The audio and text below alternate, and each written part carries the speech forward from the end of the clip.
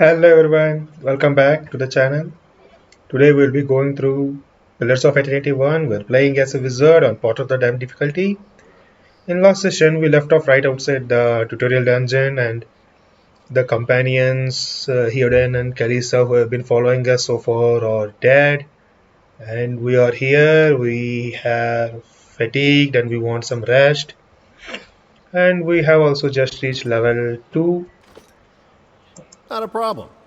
Right now we'll be making our way through Gilded Vale. Let's do it.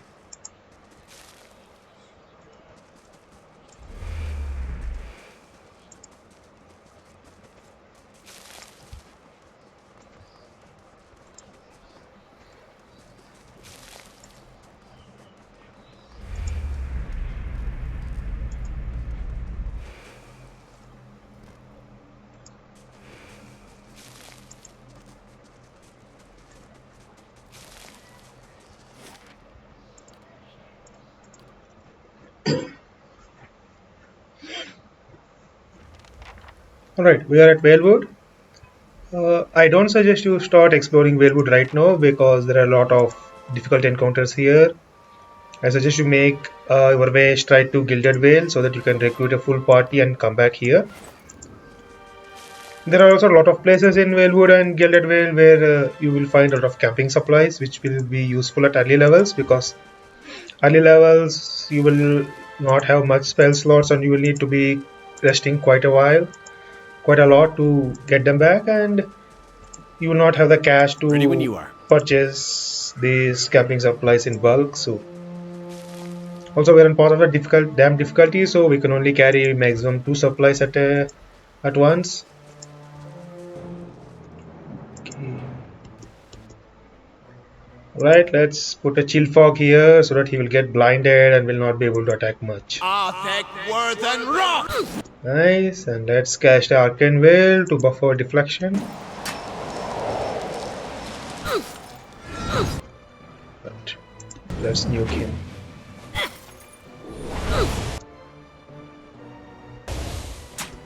If you look here, because of the blindness, this bandit outlaw's accuracy has been debuffed to 21, while my arcane veil buffed up my deflection to 63, which means he's going to, most of his hits are either going to be glazes or misses. He has very little chance of actually hitting me.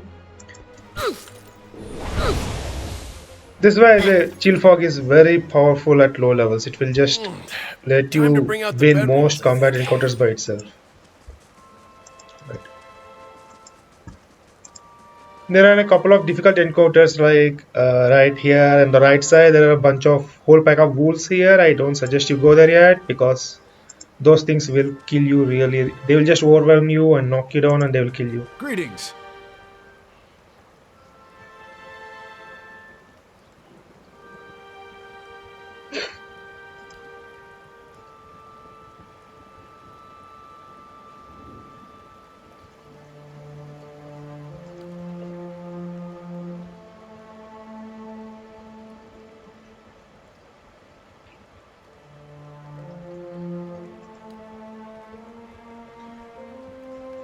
You will often find a lot of disposition options while in dialogue.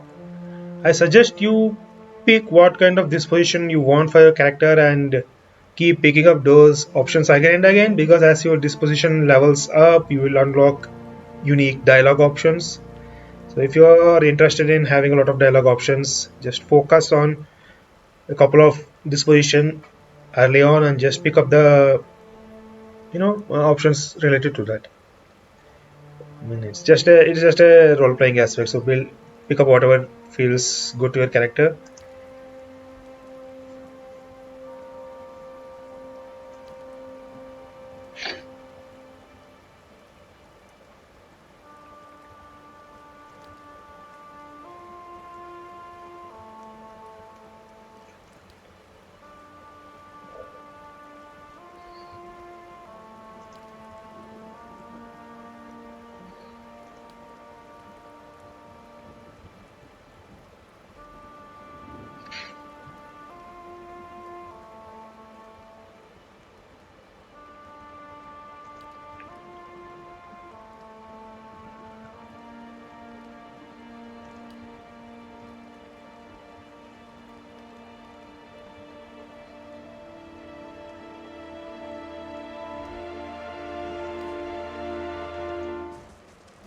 Right, so here is the path to Gilded Well.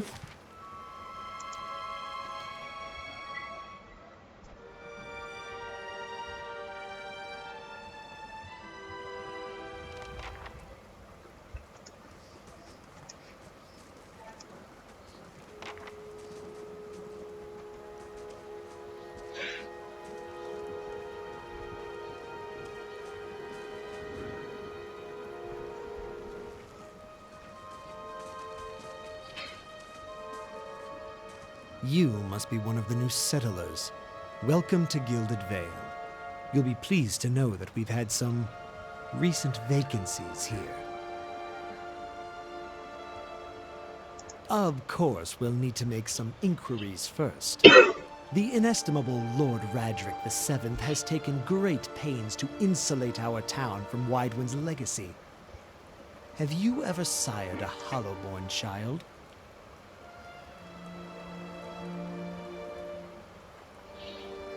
Are you absolutely certain? Lord Raderick has made it his first priority to eliminate this scourge from our village. I should warn you, stranger.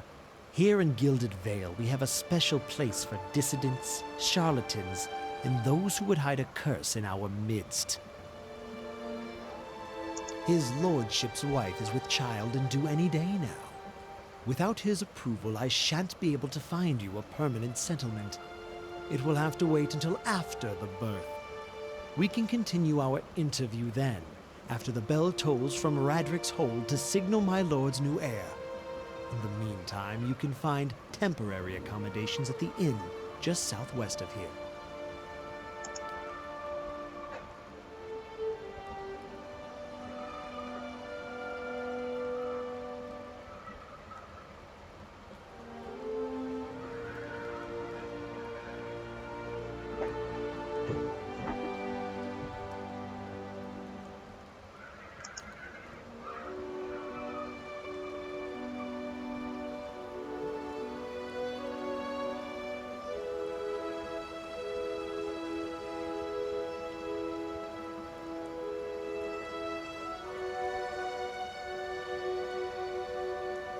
Whatever your problem, it sounds like a matter for an animancer.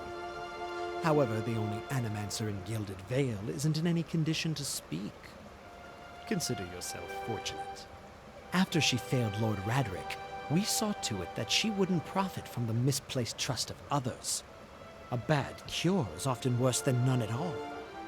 But if you're set on finding a bottle of troll piss or a dead Audra pebble to rub on your forehead, you're welcome to check her pockets. A little corpse stink is nothing when you're digging for shit. My advice, however, is to be satisfied that you escaped and leave it at that.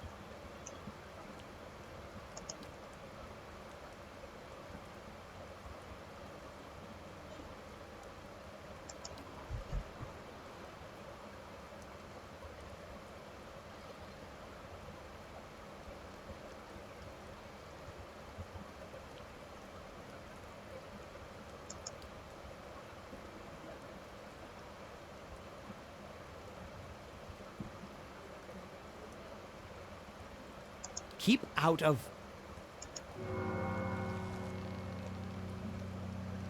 Listen! 2 tolls. Let that be the last. 3. Gods have mercy. It seems your arrival is ill-timed. 3 bells toll only for the death of a Radric. I fear Lord Radric's heir is lost, or else Hollowborn, and so lost all the same. You should tread carefully. Circumstances had changed a great deal.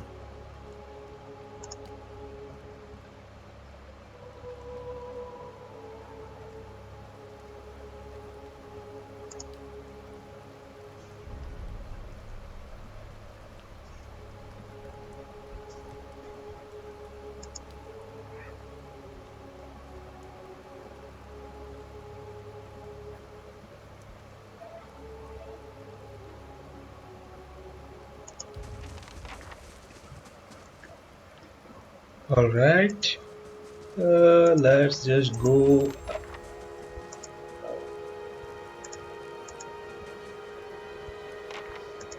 You looking for someone in that tree? I could introduce you. Eder is one of the second companions we'll recruit. We'll not be able to recruit him just yet, but in a few minutes we'll come back and he will be available to join us.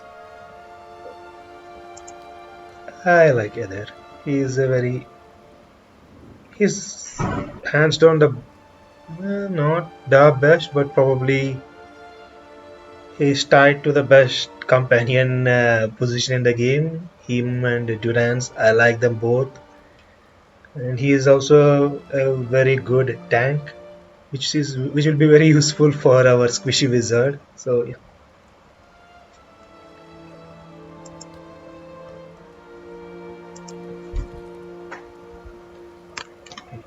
Let's just make our way to the inn and recruit our very first companion.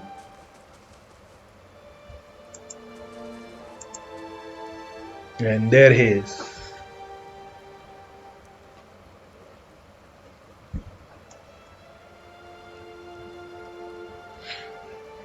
I meant no offense.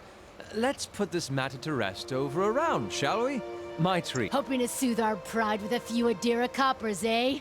We don't need your coin.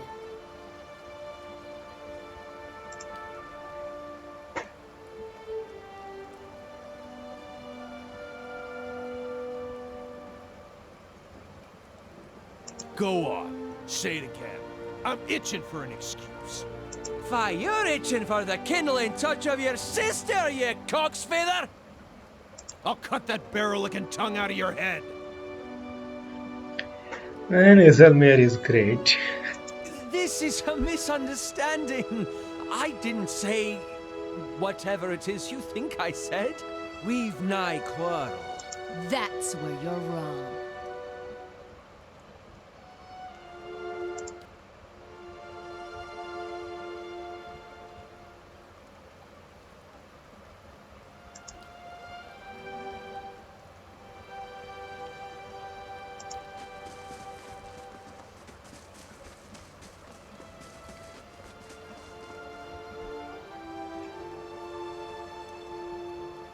Not quite how I hoped to get to know the neighbors. Thank you for your timely assistance with that awkward situation. Well, that is one way of putting it.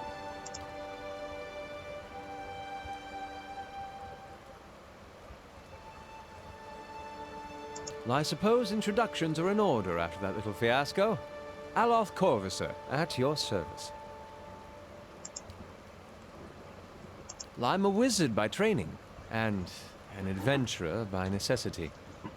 I was born in the Seathwood, part of the mainland of the Adir Empire, and both of my parents served the nobility, which afforded me an education for which I'm grateful. However, there were no open positions in those houses, and so I decided to seek new means in a new land. And how exactly did you come to be here? In Gwithan Ruins?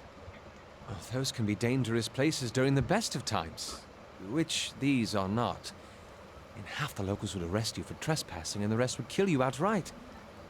I'm curious, what exactly did you find there?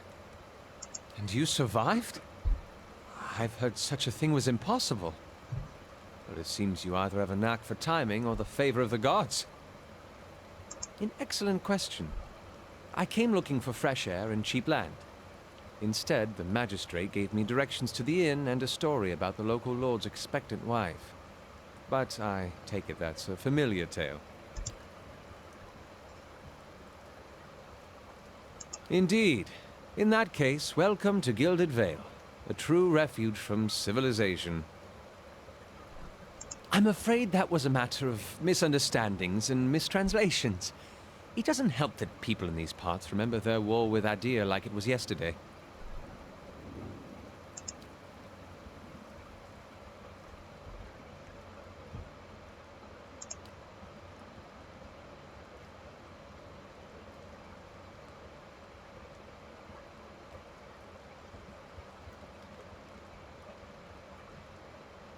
Begging your pardon, but neither do you. Yet, circumstances can find a person in the strangest of places. As should I, given recent events. It's just as well. I've had enough of the watered wine and lumpy beds at the inn. They say even the owner tired of the place. Just up and left one day. It explains quite a lot about the upkeep. Perhaps I could join you.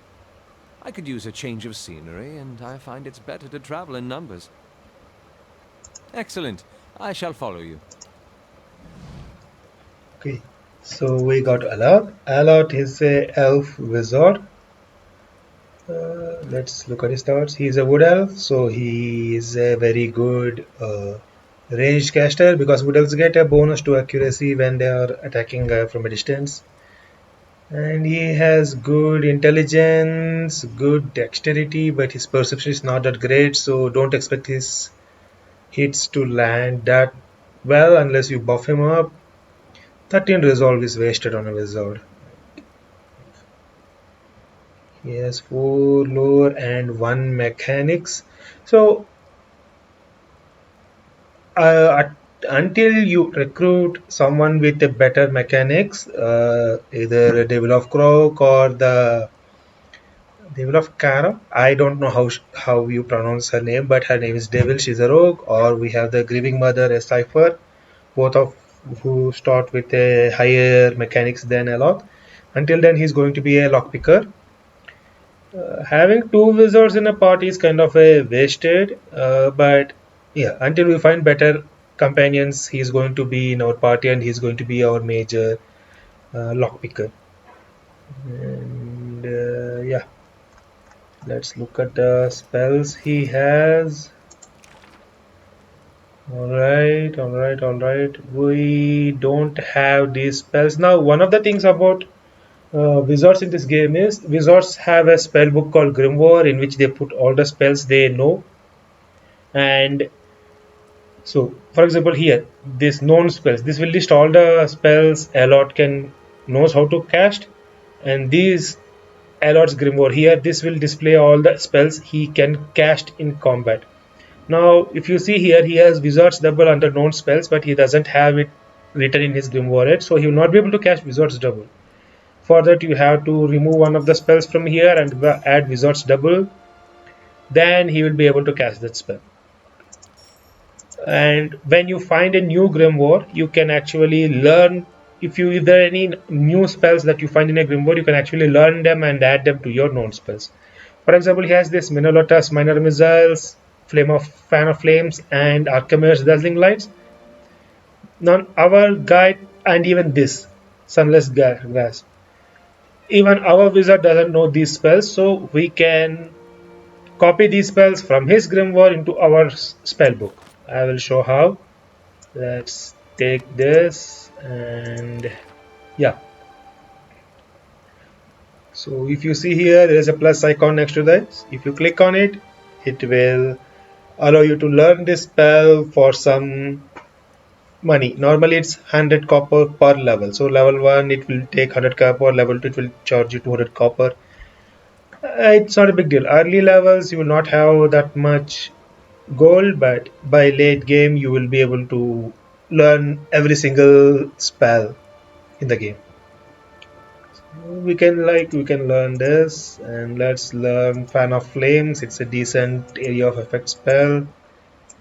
Sunless Grass. Oh, I was able to learn all the spells. Nice.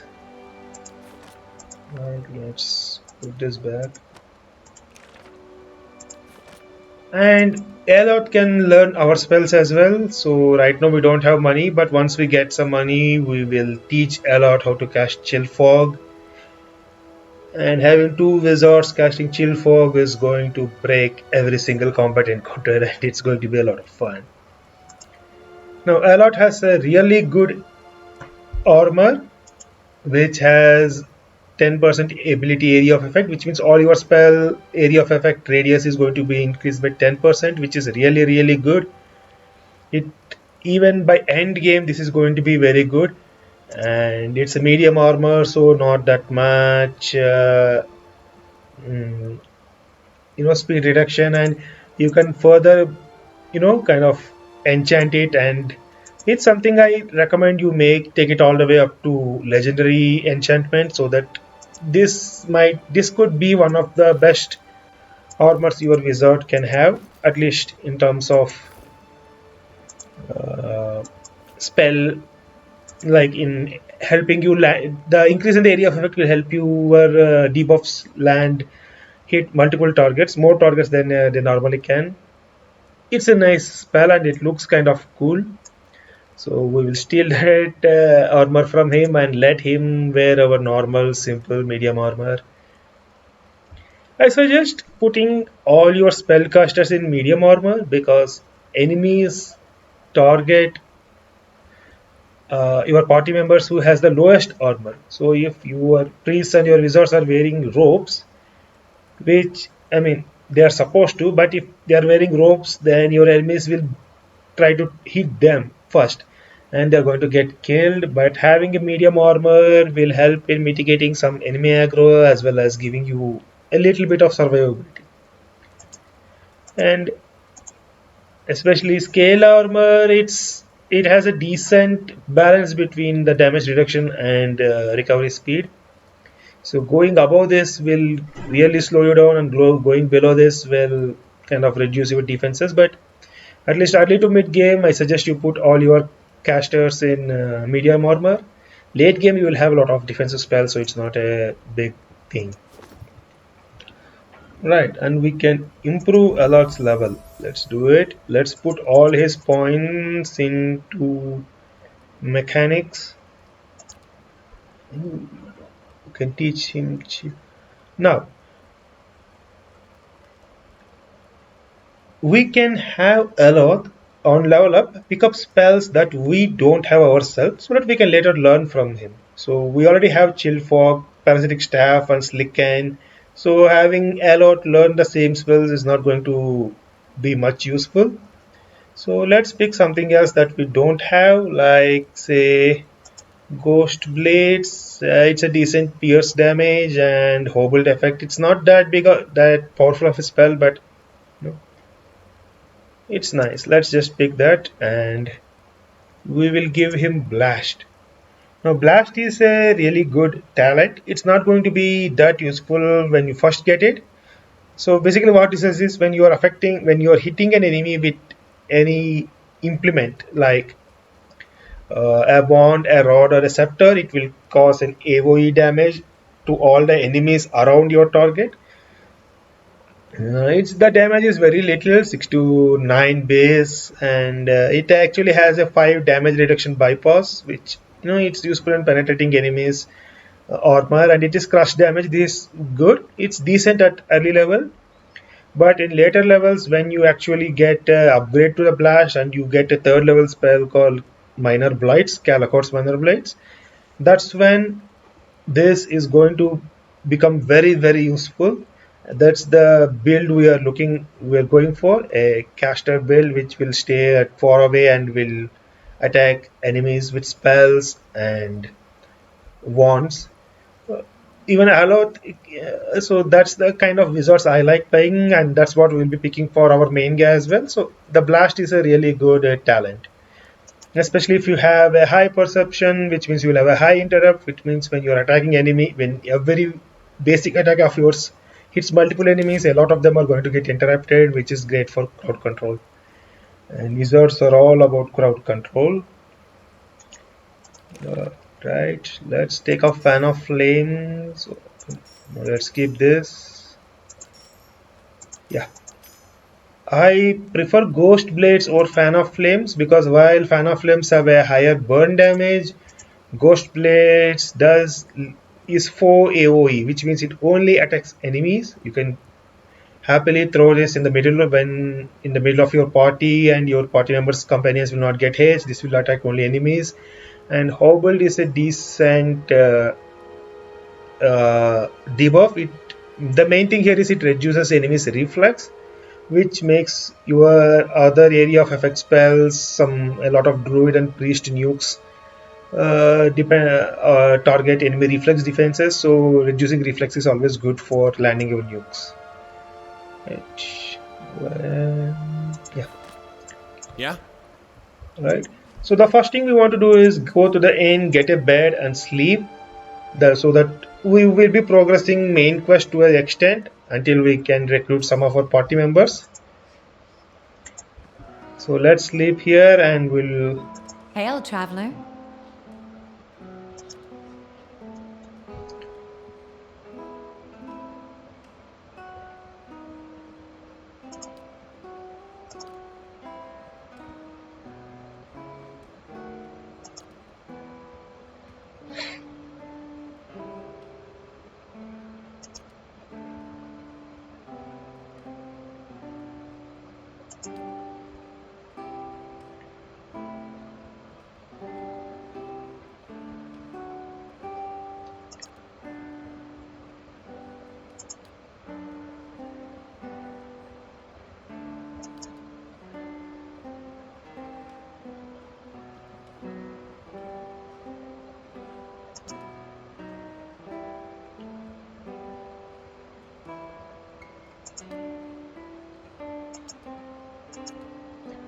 Alright, so let's just we can sell some of our stuff to her so that we'll have money left for purchasing new spells.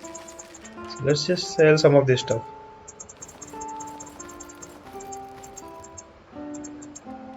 And in this game you can sell anything to anybody. There is no restrictions there. What is this?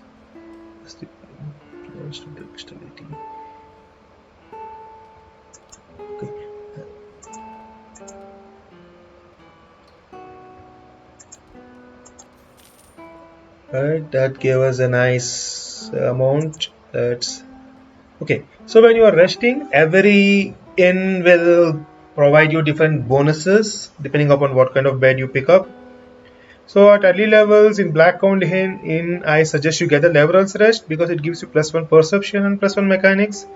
Perception will help with your accuracy at early levels, and +1 mechanics will help you spot more hidden items and unlock more traps and doors. It's a good at early levels. At this level, this is the best buff you can get from resting. So yeah.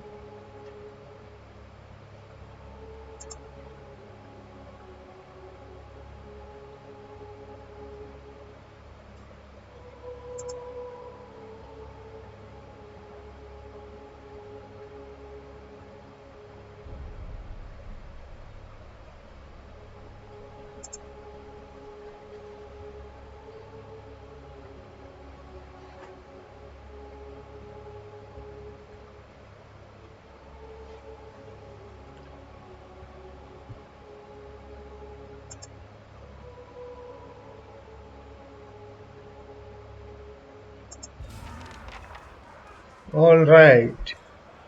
So we have to go back to the tree full of dead people that we saw when we entered, but let's just look. No, let's go and go to the tree because then we will be able to recruit our second companion there. And once we get Ether, he will be our tank, and we will have a decent party to go and explore some of the surroundings. We will also gain an extra level and get second level spells, so that's going to be very useful. Right, here she is.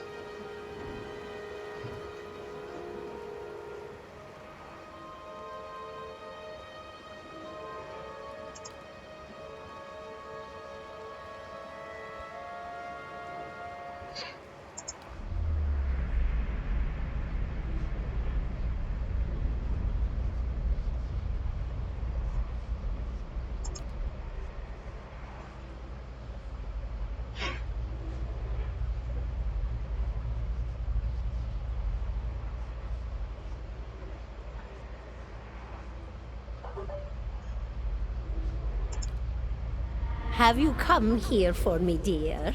Or have you gotten lost? Ah, it is both, I think. Yes? No, I think not. A pity that. It would be simpler. A mercy, even. To not have to wander anymore, no? Alas, we are here, you and I, wherever here may be. Is that what we're doing? Perhaps it just seems that way. Perhaps it is the easiest way for your mind to make sense of it. I think it is a very good choice.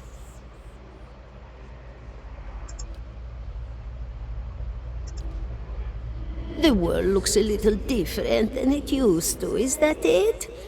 Feels like you're noticing things for the first time that have always been there. You have seen past the shroud. It only takes an instant. Your soul remembers, yes? Remembers how it sees when it leaves the body, like being reminded of a dream you had forgotten. You are a watcher now, and a watcher you will stay. What indeed? Long hours have many animancers spent studying such things. Not I, though. Not I. I'll tell you what I know, though, since fair is fair, and here we are visiting, you and I, and it reminds me of better times. Souls pass on, some say through Audra stones, which are the blood veins of the world. They leave the world for a time and are reborn into it, sometimes more than they were before, but usually less and seldom the same.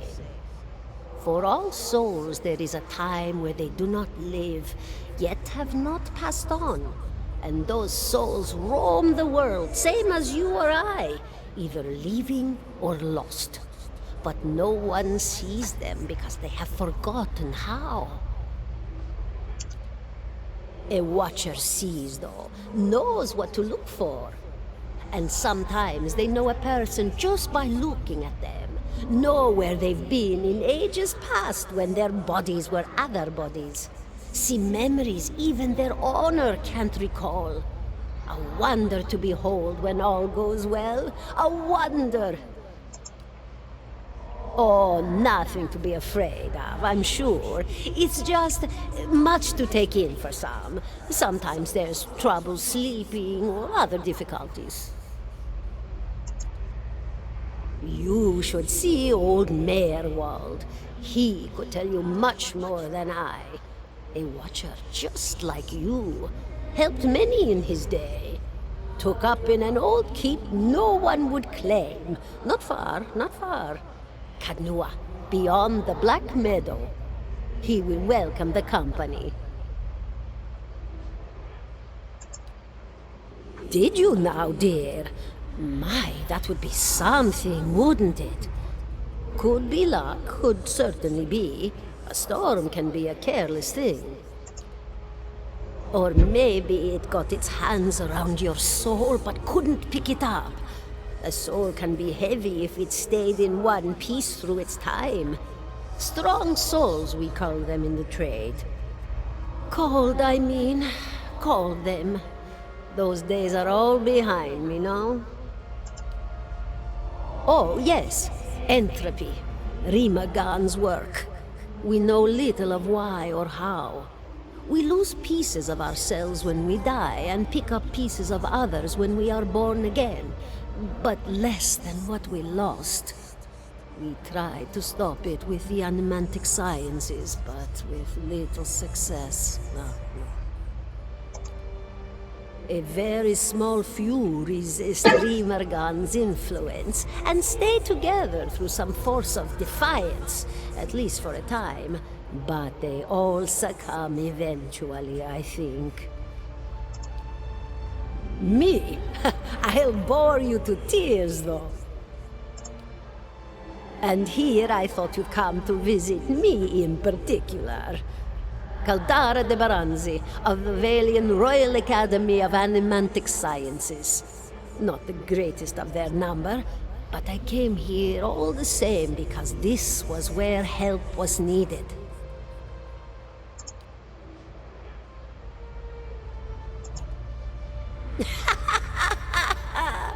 Oh, come now. Such a question. As though the answer were plain as a rope tied for strangling. Allow an old dwarf her last bit of cheer. Well, I came where I was needed, didn't I? Offered my services to Lord Radric for a pittance. A humble pittance. I was to examine the Lord's wife, see why the gods have seen fit to poison her womb. Studied her for months, looked high and low for impurities, tested her valence, the permeability of her essence. Do you know what I found? Nothing at all. A healthy woman, head to toe, blessed with a beautiful soul. Such a sweet woman, too. Meek, but warm-hearted. A few months' time, and the lord of the house demanded answers. For a time, I told him what he wanted to hear. Oh, yes, my lord, she is riddled with imbalances. I must have time to cure her. As the birth drew near, he grew impatient, as lords do. And this is where I've ended up. A student of the soul. Something so basic, yet so poorly understood. But so many breakthroughs have been made in my lifetime. Had been made. Had been. To hear the locals tell it, we're a gang of soul manglers that preys upon the weak-minded. And the worst of us are. But the best of us? The best? Inspirations, miracle workers. My parents were soul twins, miserable before they met, empty inside. It was an animancer who helped one find the other, turned their lives around. You wouldn't believe the stories. Amnesiacs helped to remember their lives. The suicidal brought back from the brink of oblivion. The elderly afforded extra moments to say their goodbyes. How soon we forget when we're afraid. It's a fascinating science. A fascinating time to be alive in a place like Deerwood that does not control the research, no? I love the Valian Republics for many things, but their recent caution will leave them behind, I fear. Of course, dear. Goodbye, my dear. It was lovely visiting.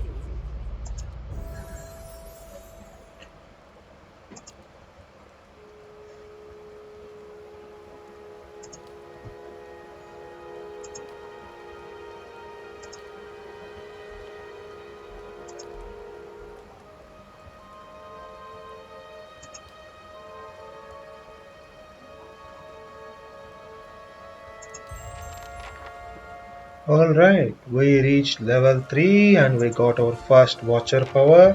Let's take a look at Just say that. the word. Crucible of the Soul, once per rest, fast speed, range of 8 meters, area of effect 1.9, so not that big of an area of effect, but 4 only, which means it's only enemies. Drain 10 burn damage as endurance. So it's a decent health drain spell. If you are low on health and you can cast this on a bunch of grouped up enemies, you will be able to heal yourself a decent amount, but it's not that big of a that useful of an ability. You will get a better Watcher abilities as you progress to main quest, but this is not. It's a kind of a whatever. But let's level up to level 3. Alright, we have 4. Let's put our points in lore this time. 3, 7 lore, that's nice. Which will let us, use level 3 scrolls. So, yeah, nice. Now, second level spells. We can pick 2 spells here. I suggest you pick Curse of the Blackened Side and whatever else you want. The other spell doesn't really matter. The Curse of the Blackened Sight is an AoE. It's a average speed, range 10 meters, so decent range, decent radius. Not as big of a chill fog, but when your tank is surrounded by a bunch of enemies, you'll be able to hit all of them with this. It casts Blinded for 28 seconds, which is a very long time, and Blinded is a very overpowered debuff at low levels.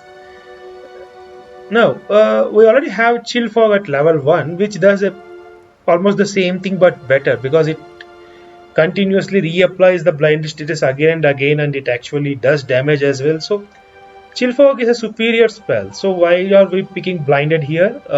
Two reasons. One is it's foe only, so you don't have to worry about friendly fire. So you can throw this in the middle of the combat while your tank is surrounded by a lot of enemies. You cannot do that with Chill Fog as easily, because you might hit your tank and blind your tank, and at early game if your tank gets blinded, he's going to get killed very fast, because his accuracy, his defenses are all very low, are greatly reduced. But this is 4 only, so it's great. And the other thing is, this hits will. Chill Fog hits Fortitude, and a lot of big monsters in this game have very high Fortitude, like trolls, or lurkers. They all have very high fortitudes, but a lot of enemies have very low will. It's one of the lowest, I believe. Unless you are fighting enemy spellcasters or something like that, you will normally not, enemies will not have much high will. So this spell will hit a lot of time. So yeah, this is a very good spell to have. And the rest of the second level spells or whatever, you can, if you're going for a melee wizard, you can pick up a Bulwark against the animals, which gives plus 15 DR against all elemental damage. This is very great when you're tanking Shades, because Shades does cold damage, this will freeze damage, which will get reduced by this. Payloads already have a damage reduction against freeze, so combining Bulwark with your racial power gives you a lot of DR against freeze damage, which makes Pale Elf Wizards some of the best tanks against Shades. Or Binding Web is kind of okay. This puts stuck debuff, which is very good. This really helps in, if your enemy is stuck, they will not be able to move. They can attack you, but they will not be able to move, which means this is very useful in trying to make sure the enemies with melee, enemy fighters, enemy barbarians, those melee enemies will not be able to hit you. They are stuck, they cannot do anything to you. Ranged archers and wizards can still, attack you, but they will not, it's not that useful against them, but against melee enemies this is very useful. But the duration is not that big, radius is kind of small, and it will hit your front line. Okay, so I don't really like this. Bewildering Spectacle is Confused. Confused is a very powerful debuff. It's it's the best crowd control ability in the game, Confused, but it only lasts for 7 seconds. I don't really like it. It's not, confusing enemies for 7 seconds at low level is not going to really help you much, but high levels you will have a better confusion spells. Combusting Wounds, it's a good spell. Like if you have a lot of attacks hitting an enemy, then what it does is, if you land this spell on an enemy, every time they get hit they will take extra burn damage, but the burn damage is not that great, and if you know what you're doing, you can combo this with a lot of other spells, but it's not that good. This is greatly buffed in Pillars of Eternity 2, but here it's whatever. It's a decent spell, but not a big, a must-have spell or anything. Korasu Siphon, this is again enemy only, which is good, and it does corrode damage and heal you for the same amount of damage that you do, which is nice, but again it targets Fortitude, which means a lot of enemies are going to resist it. You will have a hard time landing this. Now, Fetid Caress is a good spell. It paralyzes enemies. Paralyze is a very, very powerful uh, debuff. Par- Paralyze is one of the reasons why ciphers are some of the most broken early to mid game classes, because they get a paralyze effect at level 2 which targets will, which means they are going, that's very overpowered. But for wizard, a paralyze targets fortitude, which means a lot of enemies will have a easier time resisting this. And it have a AoE second is not that decent.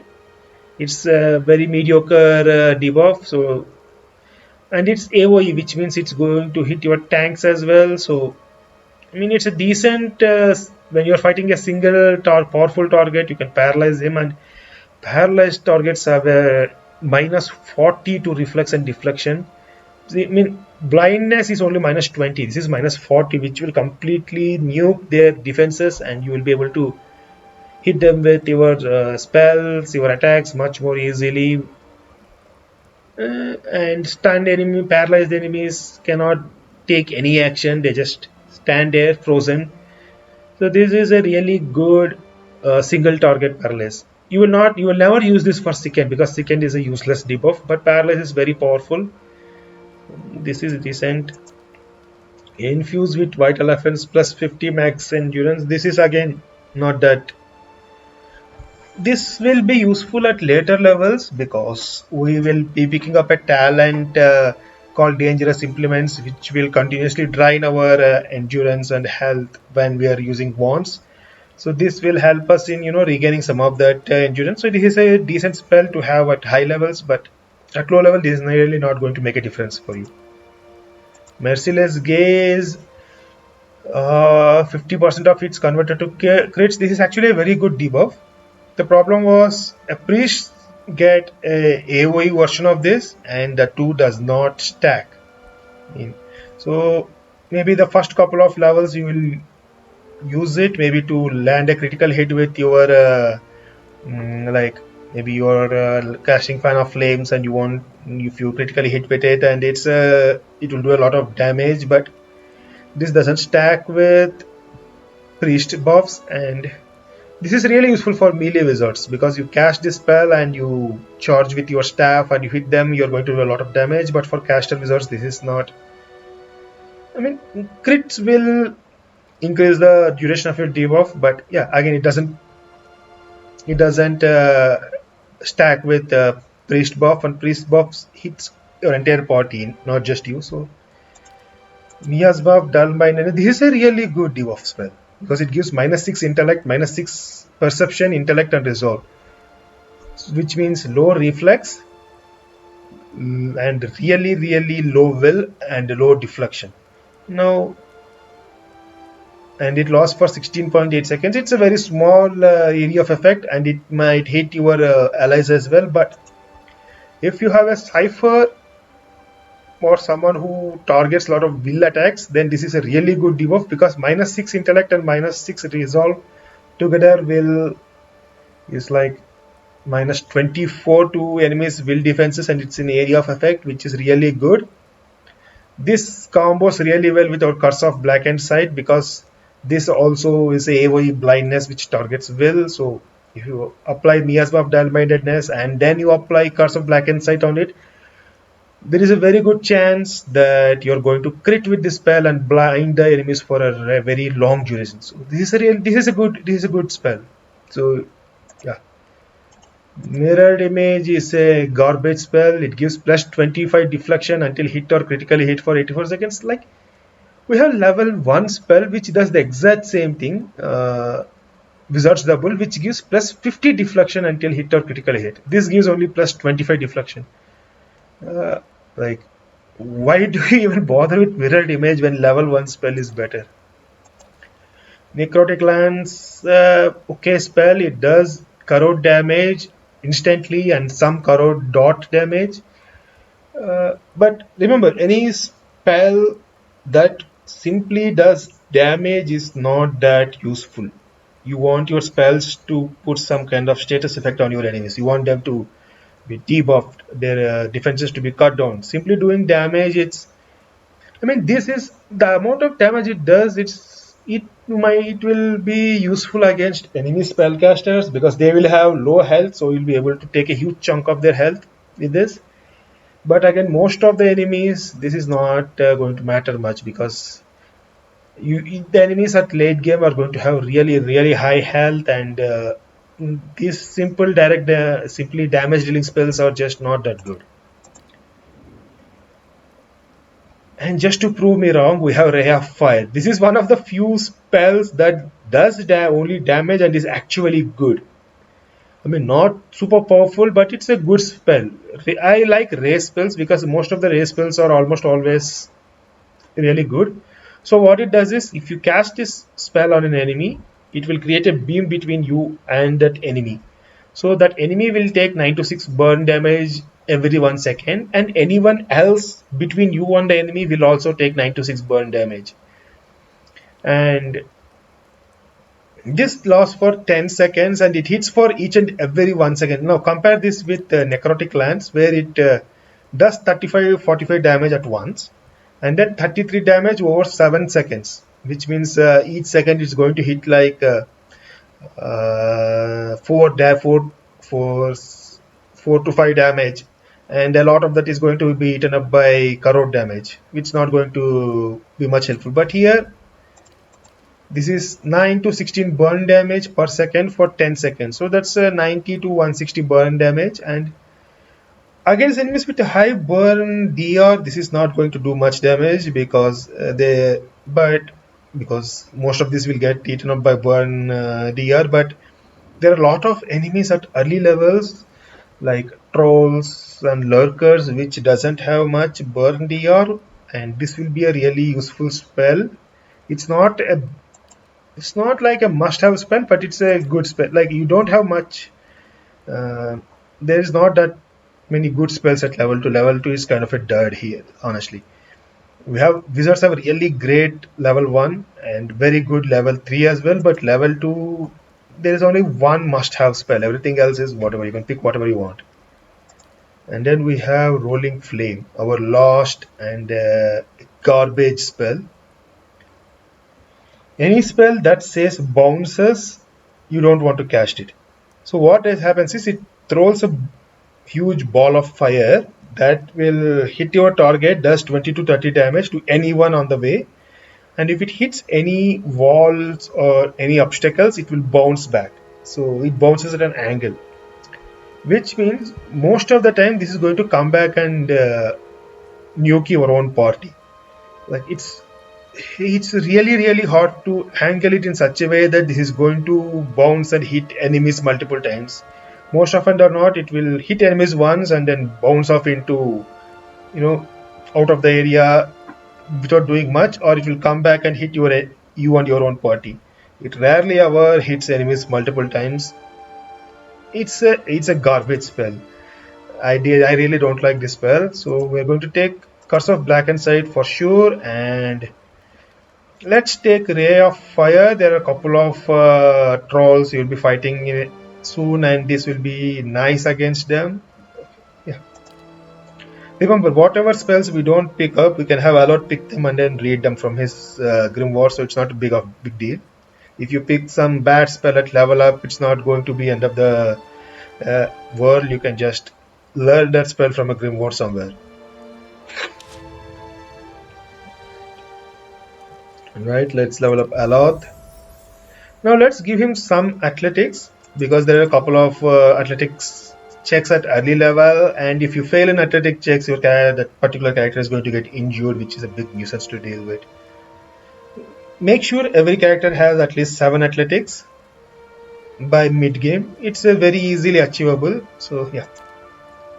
And we already picked Curse of Blackensight, so let's pick Petit Keras and Miasma of Dull-Mindedness. So in combo we can have Alot cast this to reduce enemy will, and our wizard cast Curse of Blackensight to kind of blind everybody for a very long time. It's a nice combo, right? Okay, let's go and learn the spells from Alot's Grimoire. Let's learn these spells. As you can see, since this is a level 2 spell, it costs 200 copper. So as you go to higher and higher levels, the spells will cost more and more. I don't have enough money for this. Okay. So now that we have learned those spells from Alab's Grimwar, we'll be able to add them to our own spell book. So currently we have Curse of Black and Side, Ray of Fire, Let's Say Petit Caress, Miasma. We got the spells. Just say the Alright, word. let's come out. 17 and a half. Alright, here it is.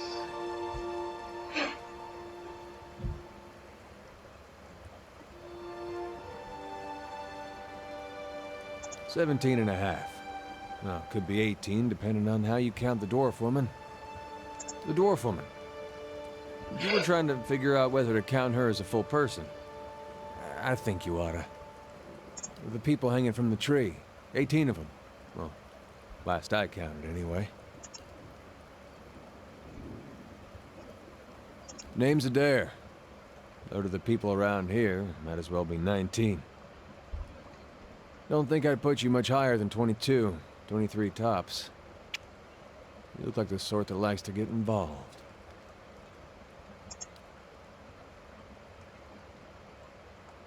I was smoking over here, saw you staring at her. Twice I refilled my pipe. You never so much as blinked. Your mouth was so slack I took you for a Radric at first.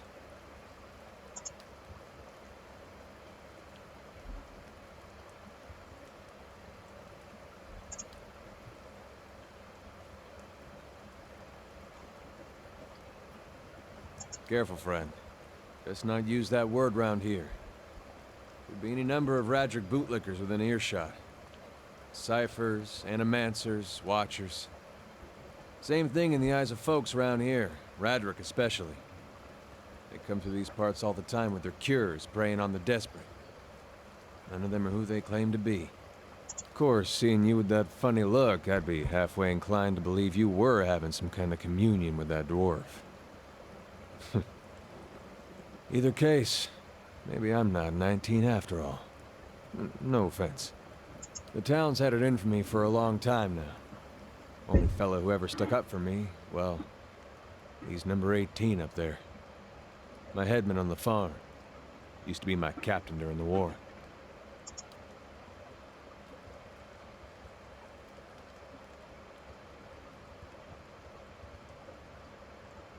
We blew him up.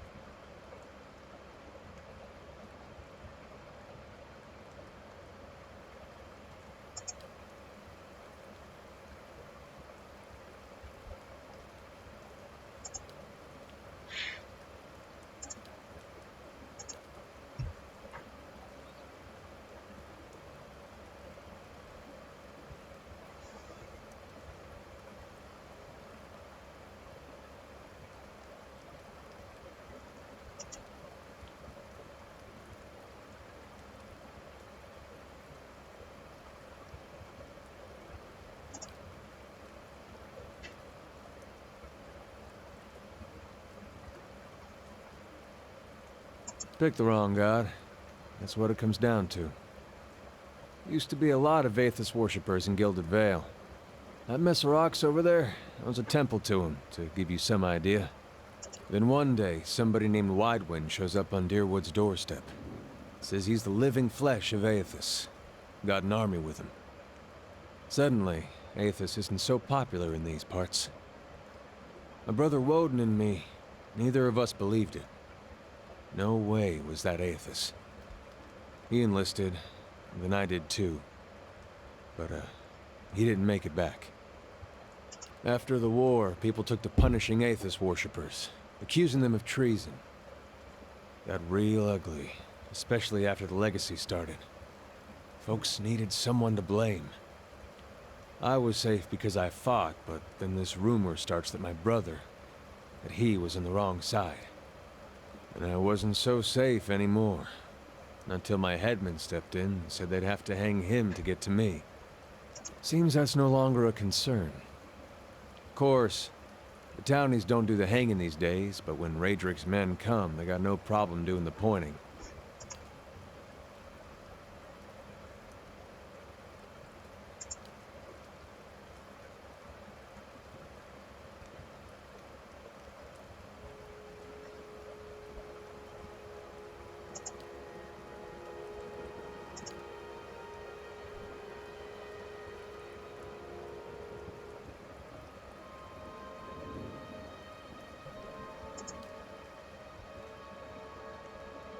Seem to remember hearing something about that years ago. He tamed that place. People would seek him out for all kinds of things. Troubles of the soul, questions for the departed. Of course, that was back when you didn't have to say Watcher with a hush on your breath. A man such as that, there'd be things I'd want to ask him. Don't know why I never thought of it before. Not sure how I feel about setting out with a stranger, and a strange one at that. But truth be told, you might be the only one in town who wouldn't feel some relief seeing me swing from that tree. All right then. Guess I'll do some sightseeing. Long as you're not the one picking the sights.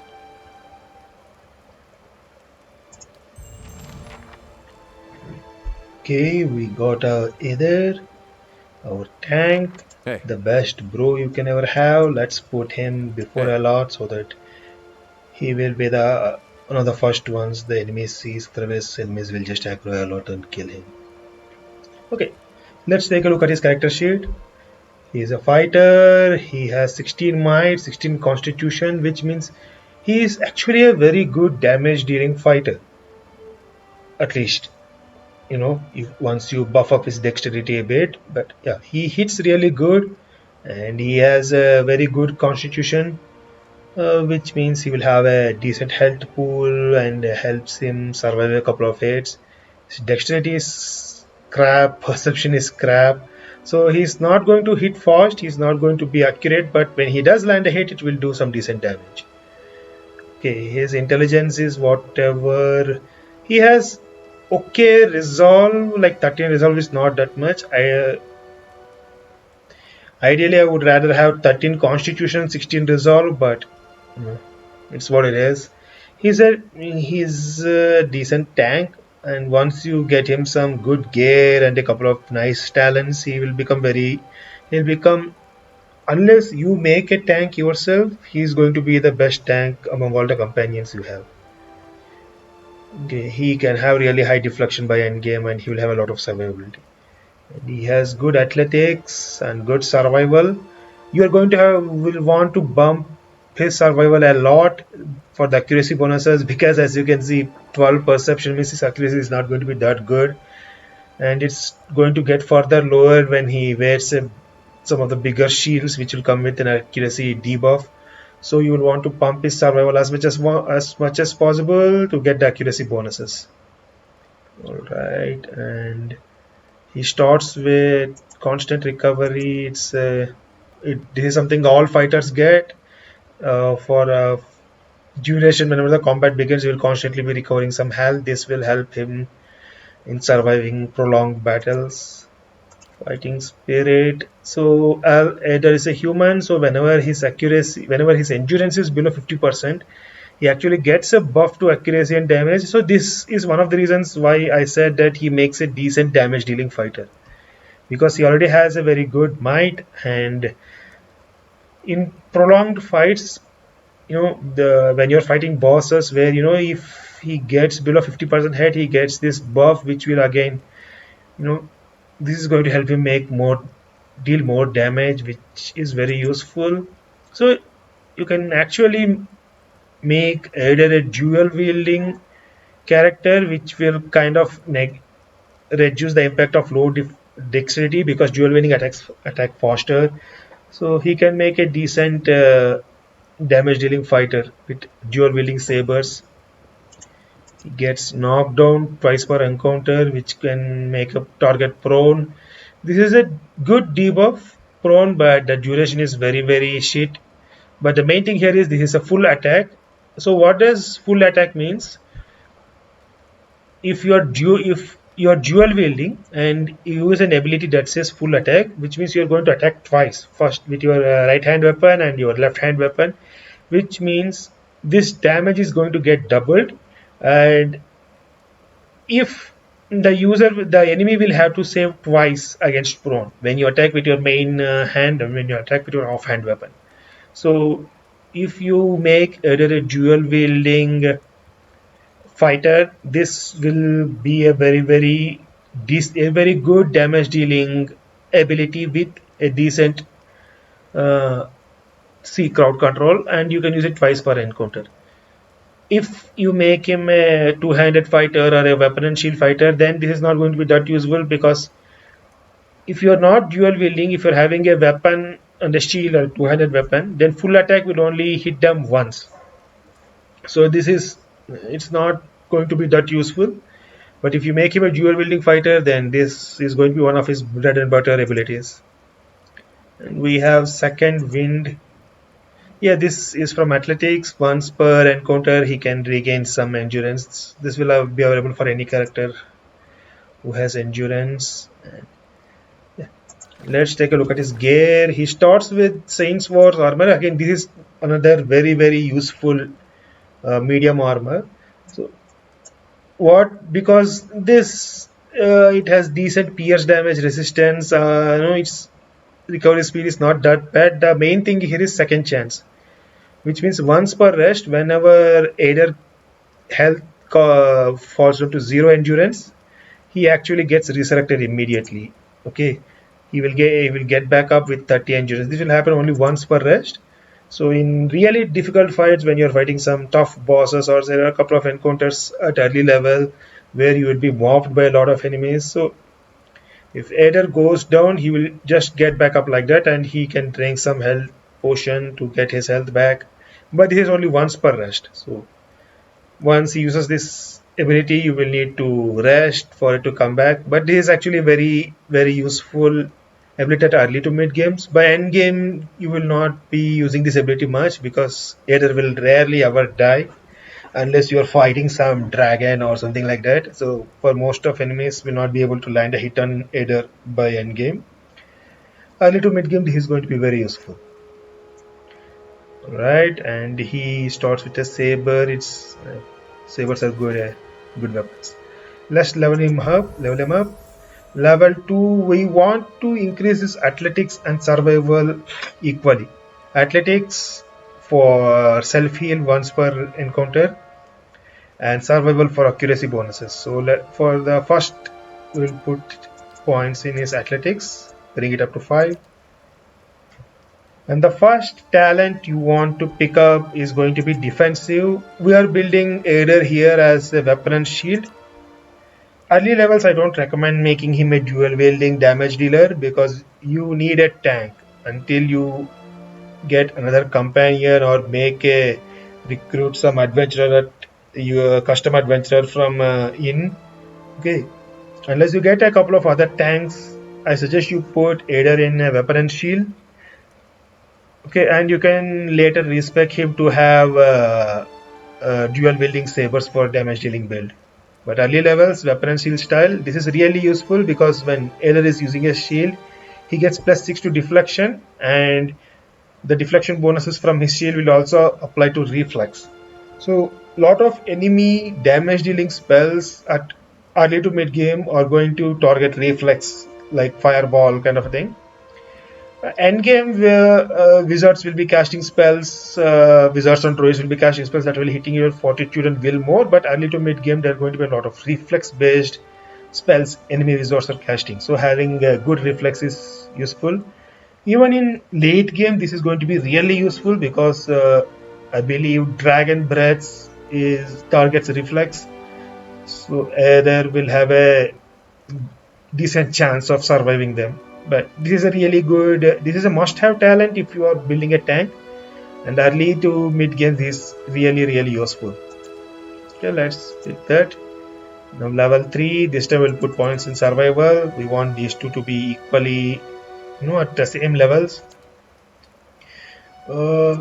Defender is good, because it will allow Aider to lock down more enemies. But it cuts down his deflection, which means it will make him squishy. But it's not -5 deflection is not a big deal. You can easily buff it with some priest buff.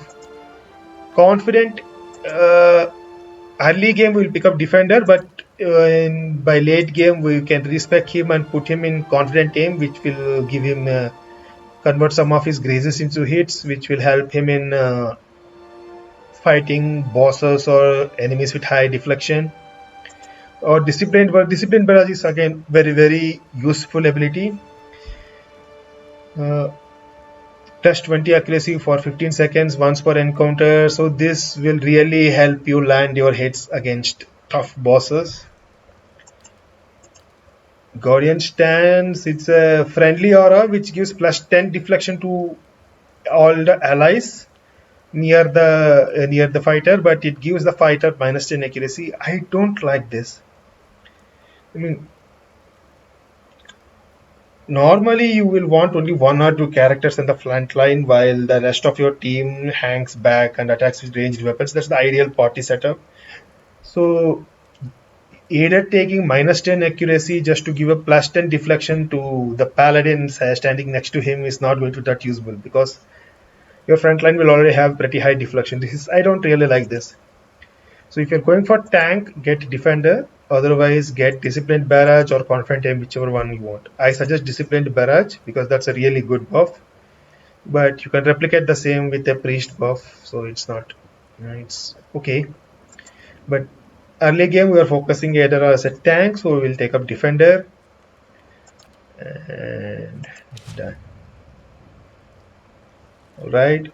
Oh, we have to set up the AI for the companions. So for Eder, it's going to be aggressive. So he's going to use knockdown or disciplined barrage if he has. So we want him to be using knockdown at every combat encounter to crowd control single targets. This is going to be really useful. And we make him aggressive.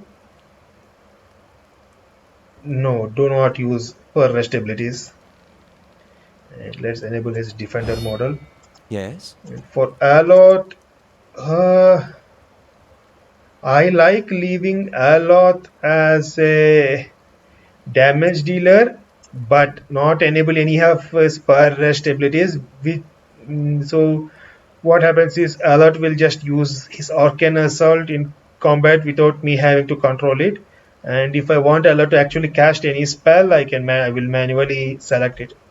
Because I don't suggest using per rest abilities, enabling per rest abilities for your spellcasters, because they're going to nuke your own party. It's not a good spell. And auto attack is always aggressive. You want your party members to be attacking enemies without your input. Okay. Hey.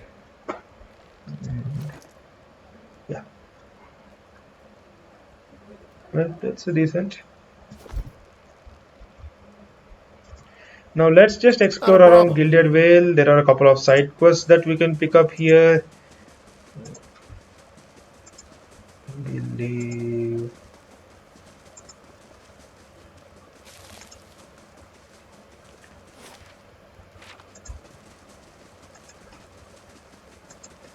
And there are a few ingredients spread out around here. You will not be using it right now, but it's always good idea to gather whatever ingredients you find, because you will be doing a lot of enchanting by mid game.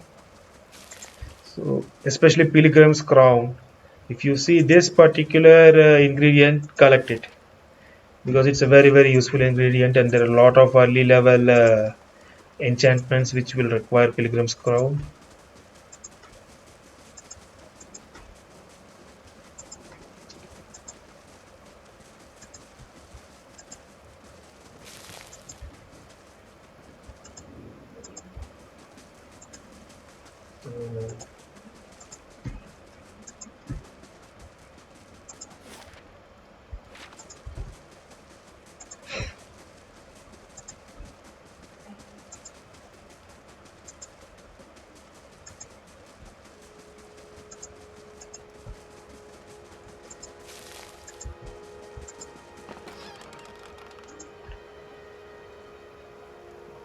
So a lot of times you will find kind of drugs which will give you some bonus and some debuff, which will mention crash after 600 seconds. So I don't like using drugs because this crash will give you a lot of negative effects on your character. But these are nice at early levels. Some decent might and movement speed, which is great for your tanks. Make sure you explore every house that you find, because the game doesn't give you XP for killing enemies. It gives you XP for filling up your bestiary, finding new locations, and doing quests. So you will want to be finding. Oh, shit. Sorry. You will want to be finding as many new locations as possible.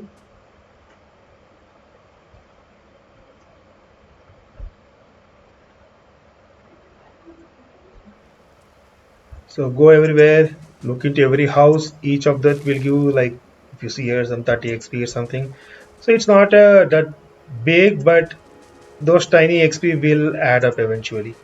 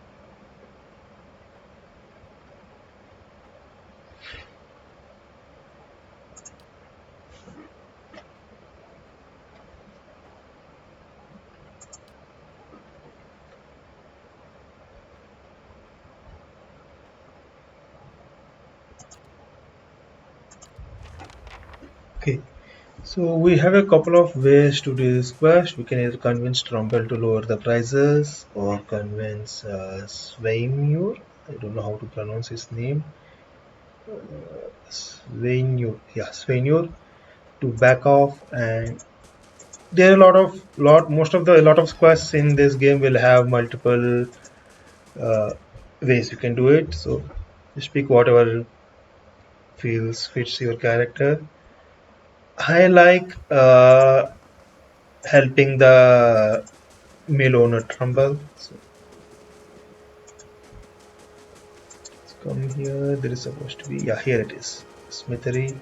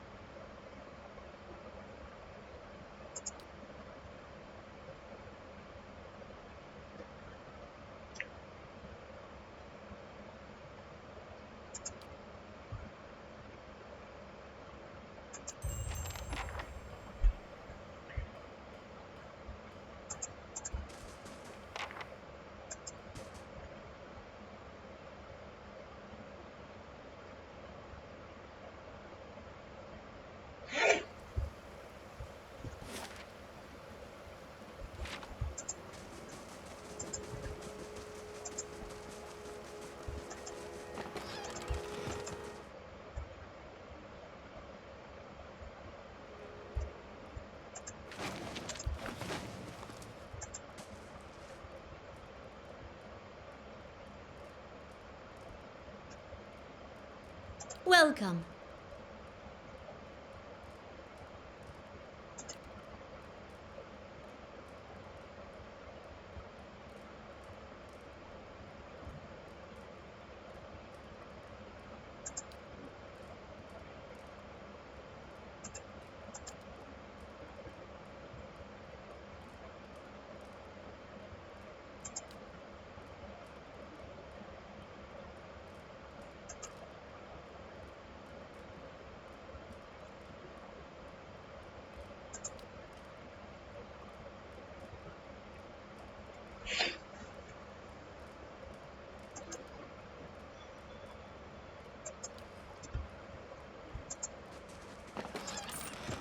Okay, so this is Ingroid's house, home, and if you have a decent mechanics and if you Nothing sneak will slip here, past me.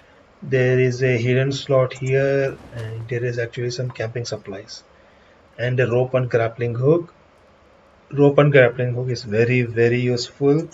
Always make sure you have a couple of these in your inventory when you go out adventuring. You can buy them for cheap in a lot of stores. Always make sure you have a few of them. Okay. Camping supply, we don't have place. It's okay, we'll come back for that later.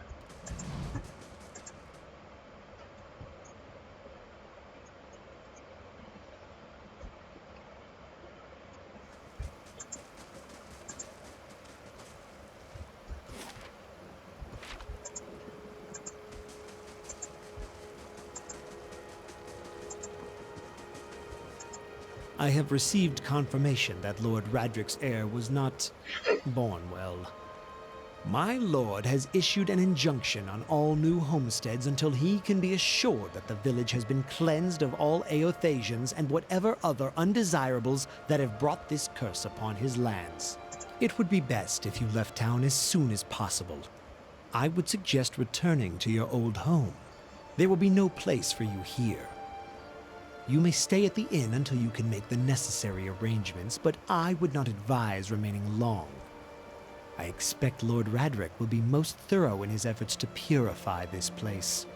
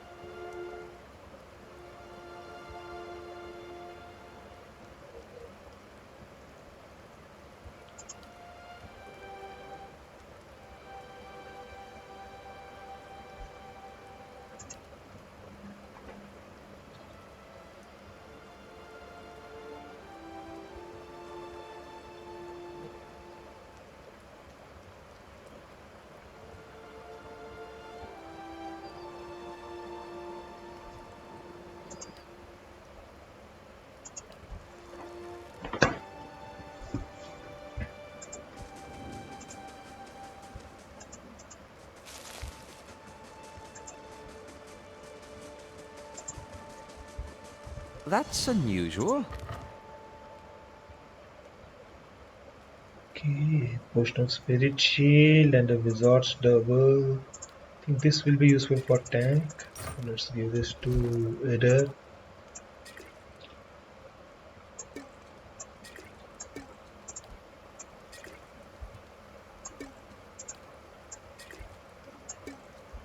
Right. And this here, if you see, you will find a Temple of Eothas here. I don't suggest you go in right now because this is a very difficult dungeon and you will get torn apart. We have a couple more companions that we can recruit early game. So let's come back after we have them. I really don't recommend going in there right now. This is one of those places that early when new players to this game will Nothing will just slip past me. they just find this door here and they will go down and it's a very difficult dungeon. You're not ready for it.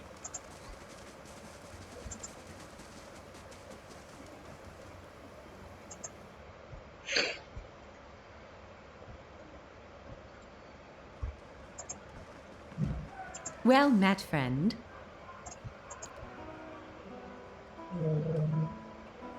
Now here in every inn you can recruit custom adventurers. They're basically like your party companions, but they do not have a unique story or unique quest, personality, or anything like that.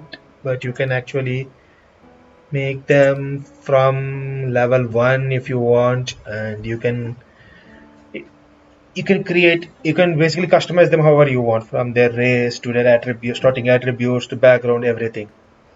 So I don't like using adventurers. I normally prefer party companions because they have unique dialogue and quests and they have a lot of character.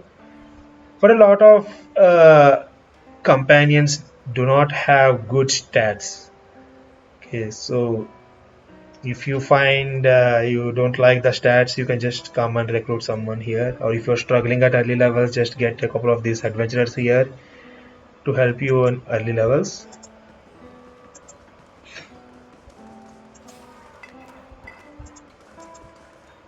Nothing will slip In past early me. game, I suggest actually in almost the entire game, I suggest you move in scouting mode because there are a lot of hidden items all over the place, and unless you know where you are looking for, you will miss most of them. So always, even when you are in cities, try to Quick and sneak quiet. wherever you can. Well met, friend.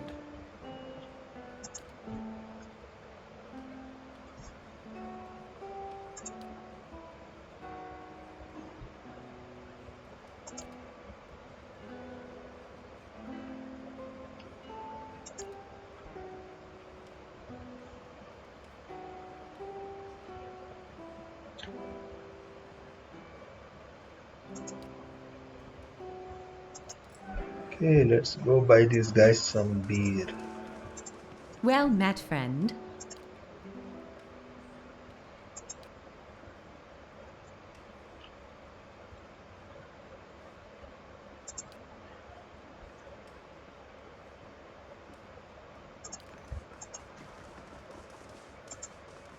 Good day, stranger.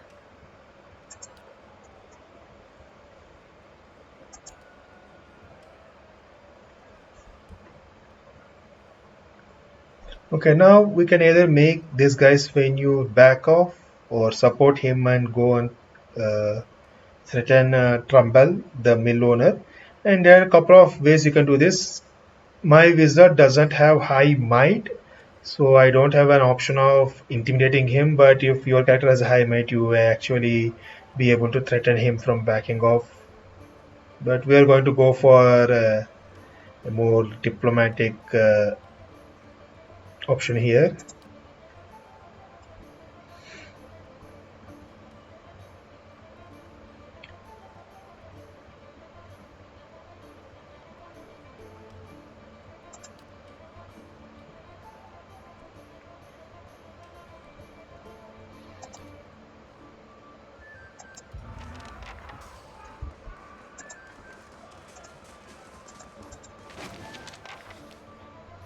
Scroll of Restore Mind Lore. Nice scroll.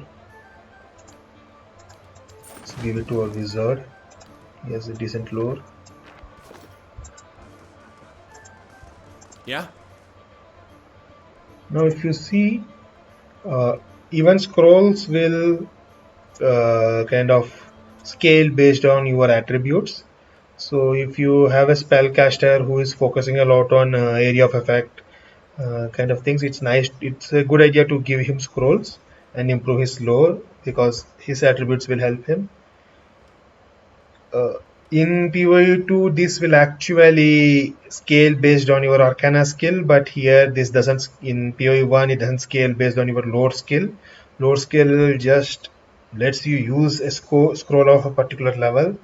It's your might, your intelligence attributes that will actually affect them. So,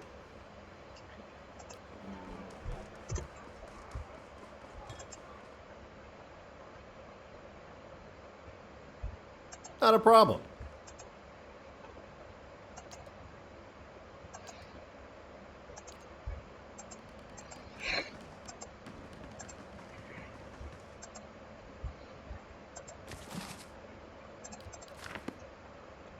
I'll see what I can do.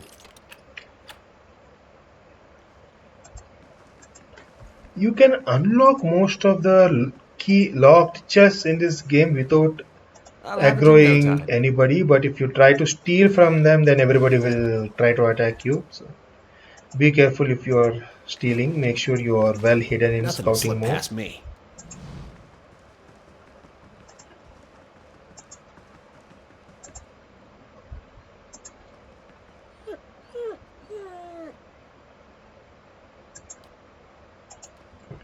Okay, we got a new pet, black dog. Let's have her.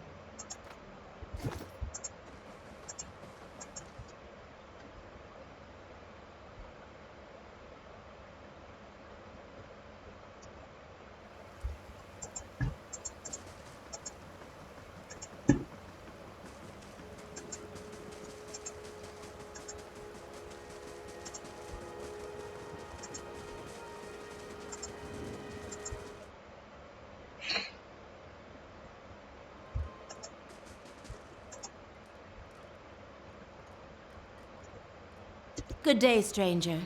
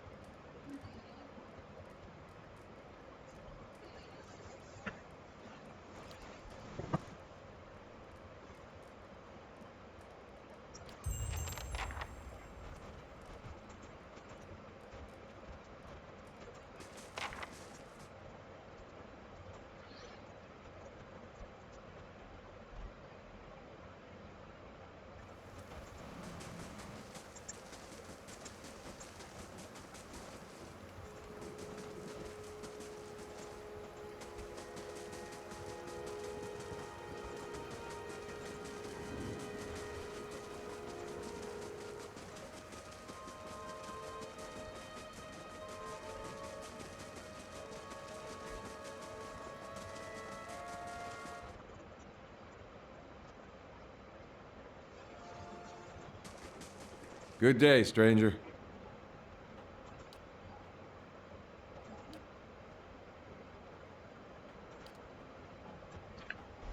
Okay, a lot of the times when you are finishing the quest here, they will offer you a monetary reward, some money, and you will either have the option of accepting it or telling them to keep it to themselves. Uh, So normally what happens is if you take the money, that's it. But if you don't take the money, they will give you some useful item, or number two, you will get an increase in your disposition, in your reputation. I like taking items and reputation over money because money is really easy to come by in this game. So yeah, I always, wherever I prefer, I will kind of not take the money, instead get the reputation bonus. Or there are a couple of really useful enchanted rings. Some of the quests in the early game will give you if you refuse to take money. Those will be very useful. But money is also good. You can go buy them yourselves, buy those items yourself if you have money. But yeah, if you see, my reputation gained a moderate positive bump for the tower village of Gilded Vale, which will be very useful. You will get unique dialogue options based upon how high your reputation is in the particular area. So it's a nice bonus. I think we picked up almost every possible side quest currently available in Gilded Vale. Let me see. There is one here in Temple of Eaters, and a couple more will open up as we play through, but nothing right now. So let's go back to Valewood, and there are a couple of quests there that we can fulfill and get some more XP.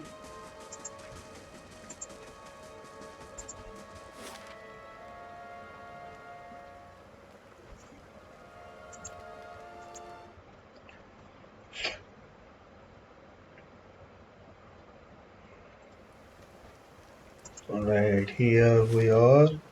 Now the first thing to do is go this side. There is some nice enchanted gear you can find here in this potion, but there are a couple of, not a couple, more than a couple. There is a whole pack of wolves here, so it's going to be a tough fight. But let's send Aether inside first, so that he will aggro them, because if your entire party comes into the range at once, enemies are going to pick the one with the lowest amount of defenses and armor, and they're going to attack it, which means they will ignore your fighter and go for your casters. But you don't want that. You want them to aggro your fighters. So put your party in stealth mode, keep the rest of your party at the back, and send only your front line in. Let him attack them a bit. Yeah, now let's bring them and let everybody hit here. Aye? We're going to have a lot cast Miasma of Dull-Mindedness to reduce the will of all these. They already have low will, but it's okay, we'll reduce them further. Ready when you are.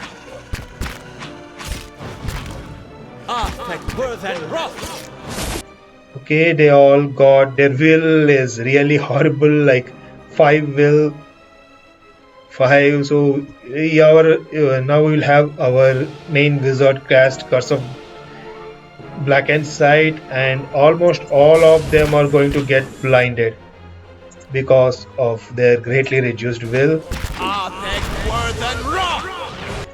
Okay, yep, 1 grace, 3 hit, 1 crit, 42 seconds of blindness. It's a death sentence.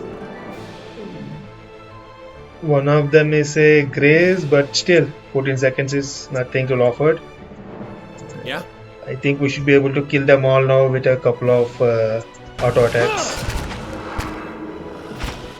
And since Aloth has a blast ability, if you see, when he auto attacks this enemy with his wand, he is actually hitting the enemies, these 2 enemies as well, because of the blast talent. Ready when you are. Okay, that's there. This fight is mine!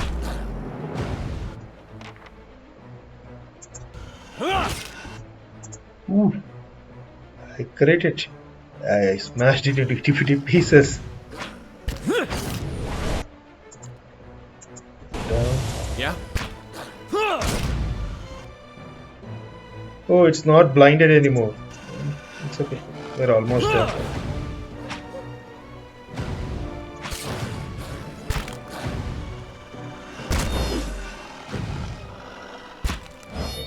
You have to be careful with wolves, as you just saw this wolf knock down Eder. So if your tank gets knocked down, he's going to take a hit to his deflection, which means enemies will have a much easier time hitting him. Yeah? So you have to be careful with that.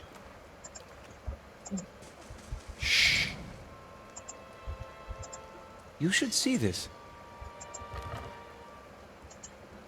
Oh, nice. Let's give that to a tank, bump up his defenses a bit, lower his health quotient.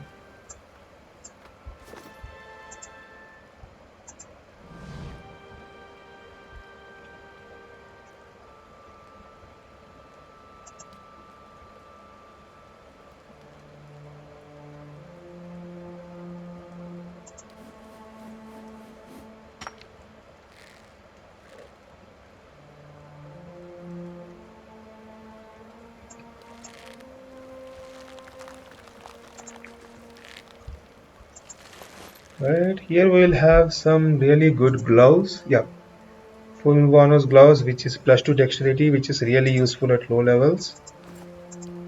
Some note.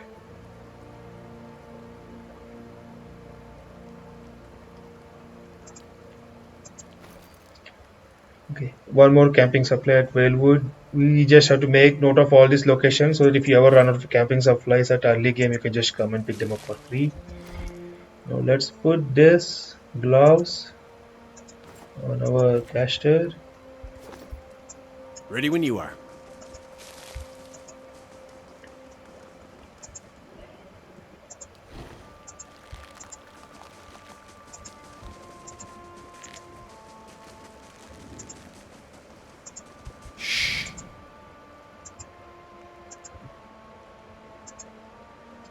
This is one of the annoying things about this game is you have to scout to find hidden items or hidden traps or anything like that.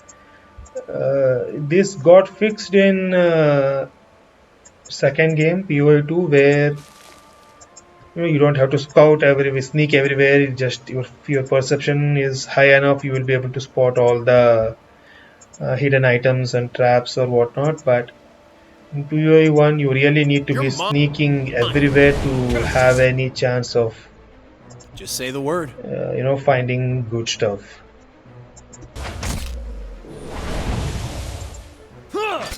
This fight is mine! I shall be discreet.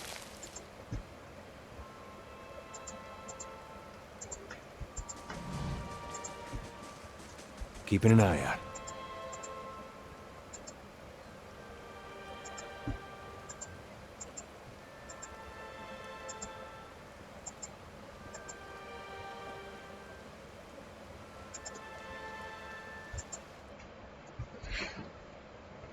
Okay, this is one of the tougher fights at early level because there are a couple of bears here. The small bears are not that big of a deal, but this big bear that hits really hard. So let's okay. Anyway, we have Spirit Shield and we have Wizard's Double. These potions will be useful here. So let's send tank in. Ooh, and he's already down. So yes. Let's what can we do? Let's paralyze the main bear, or at least try to paralyze while we throw a chill fog here to blind all of these. Get up, lad! Aspects worth and rough!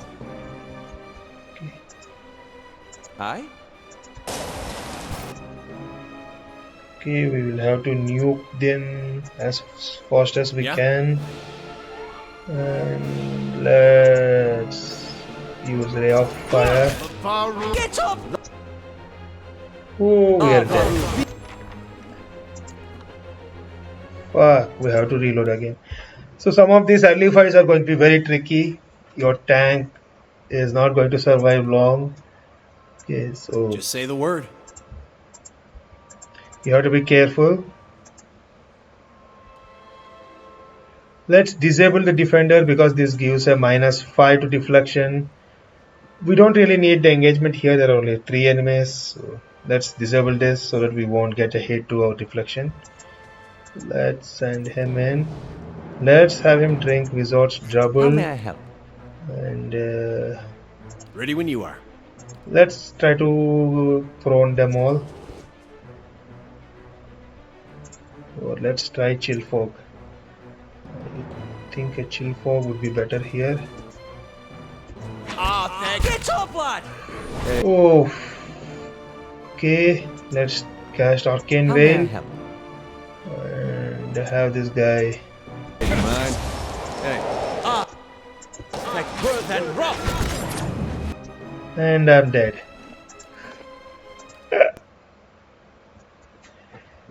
Oh boy. Hey. Yes, and I have a friend here. You stand here, drink, and drink this. Let's cast prone, Slicken to make them all prone. How may I help?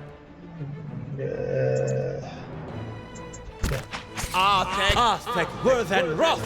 Alright, that did the trick. They are all knocked down.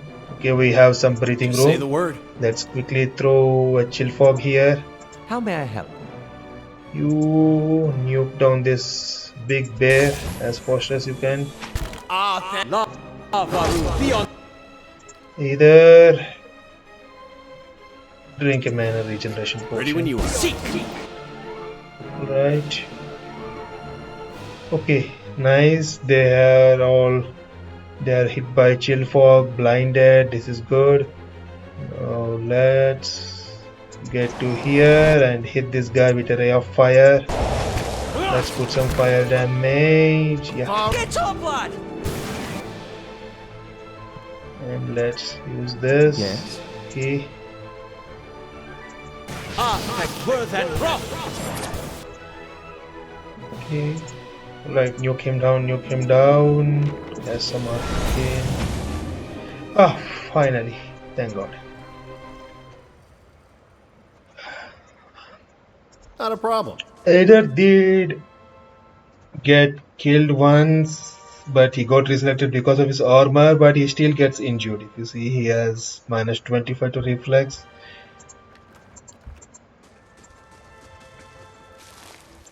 Early game, you are going to be reloading a lot on Path of the Damned because a lot of this RNG will not roll in your favor a lot of times. But as you grow in level, you will find it easier and easier to deal with these kind of fights where you get mobbed by a lot of enemies.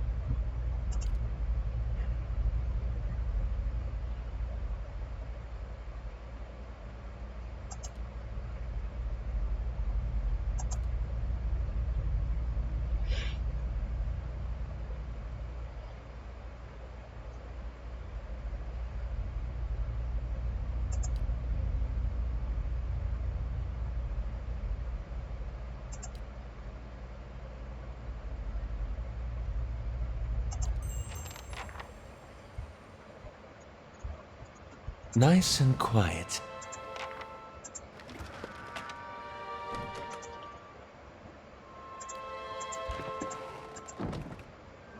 You might find this interesting. Tanglefoot, Tanglefoot. Again, Hobold is not that good of effect, but it's. I'm never going to use it.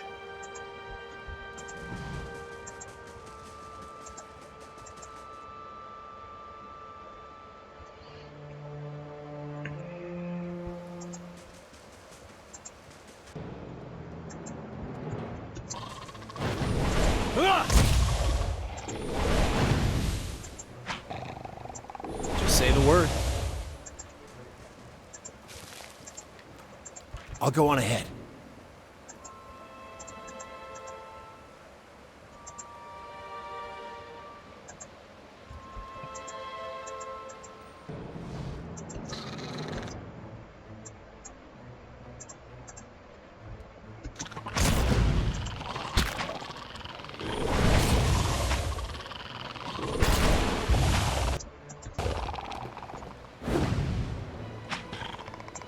Yeah?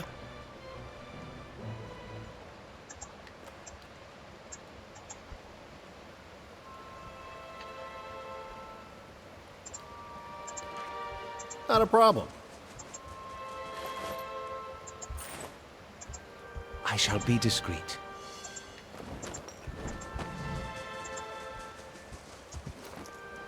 I think we should be able to put some kind of enchantments by now. Level 4. Put on our weapons.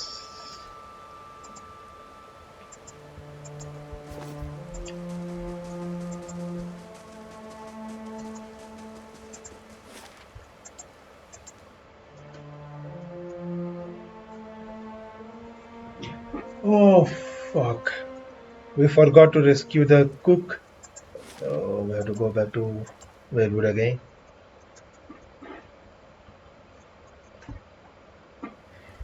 The missing cook, he should be here somewhere. Yeah, completely forgot about him.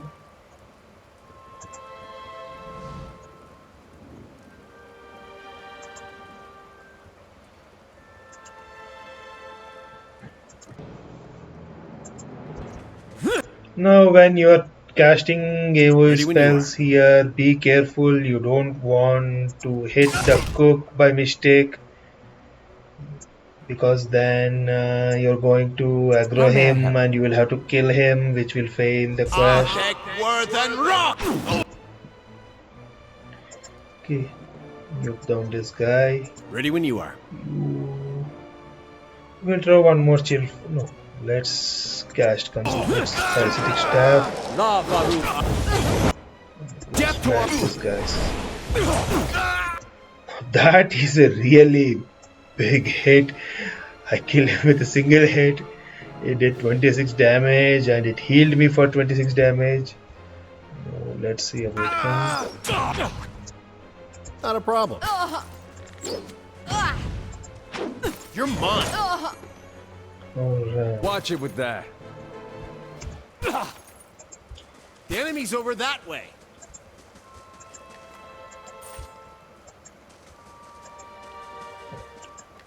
So don't talk to this guy until all your AoEs have gone away, because he will start running straight into them and you will aggro him.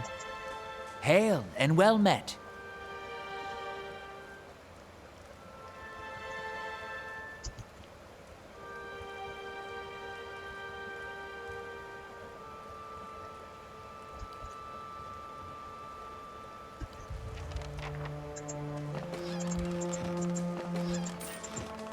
Nothing will slip past me. Okay, let's make sure we didn't forget anything else. No, we're all good.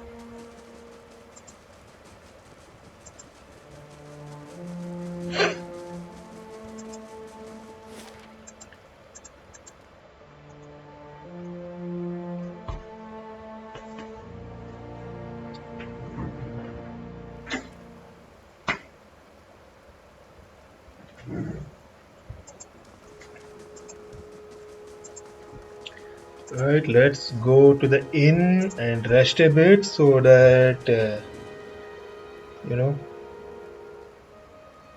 either we can recover from his, what's this?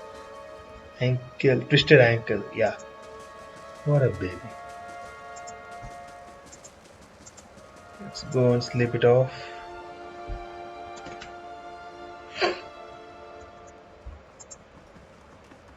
Hail, traveler.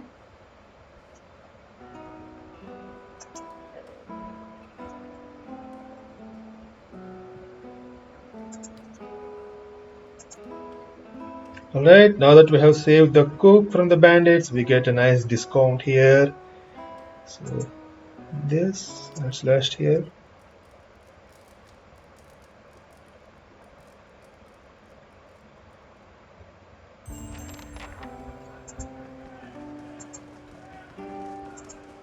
Let's go talk to him for a reward.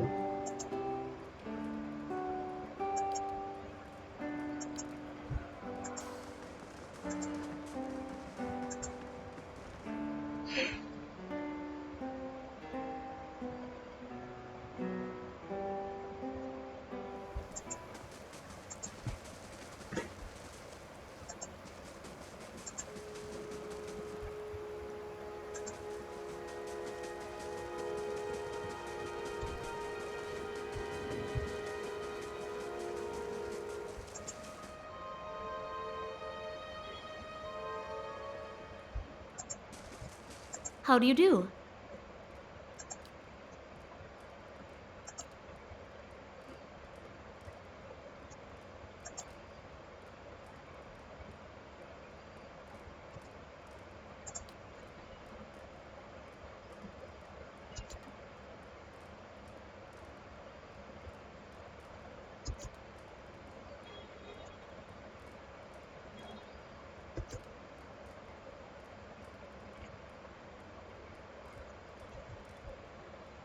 So here they are offering us money to kind of ignore the murder they committed. We can either, kill them, refuse, and try to complain about them to the town or village authorities. You can take the money, or you can ask them to keep the money. I like this option because this gives you a nice enchanted ring, which will be very useful at low levels. Yeah.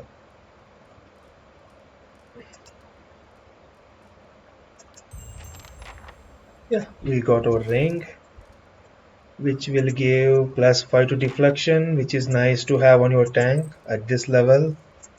You need to stack as much deflection as you can on Eder, because otherwise he's going to die. Well, he's going to die faster. He's going to die anyway, but he will die faster. I think there is a spell here we can learn. Yeah.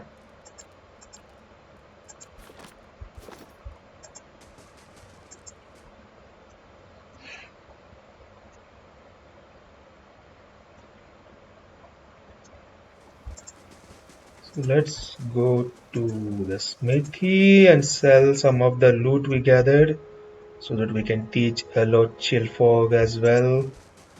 That will help us survive a bit longer. So, if you see, I'm not selling this pistol yet because this is a decent pistol at low level. Okay, there are a couple of characters which can use it once you enchant it and remove the terrible enchantment on it, but yeah.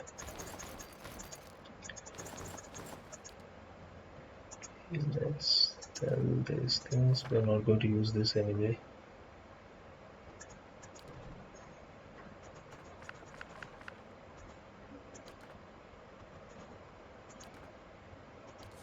And this guy actually sells some decent equipment. 20% gauge converted to hit. This is whatever, it's not that big of a deal.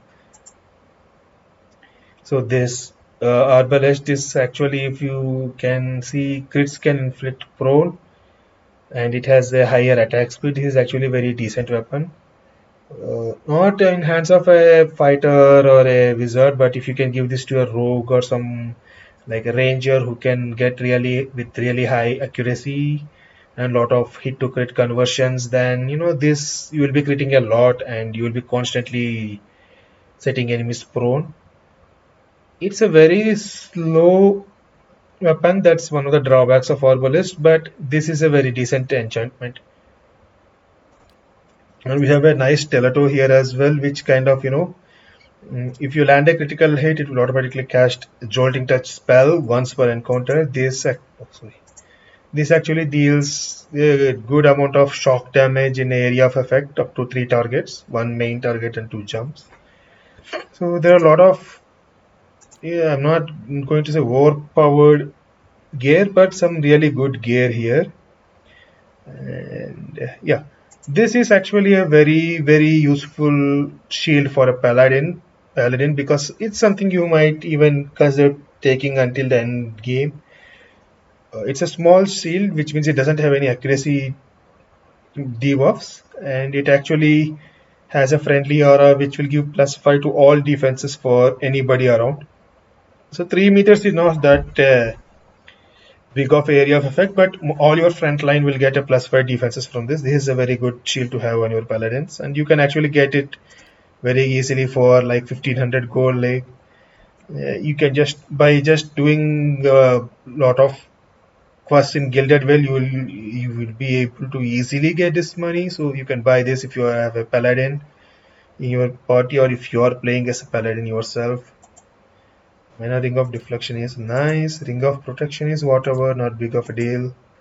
This actually is very useful at low levels. Slash and Pierce. Not almost every ranged weapon in this game, except kind of like some of the implements that wizard use, like a rod, scepters or wands. Okay, all bows, all crossbows, all guns does pierce damage, so having a good pierce damage reduction is useful in when fighting ranged opponents.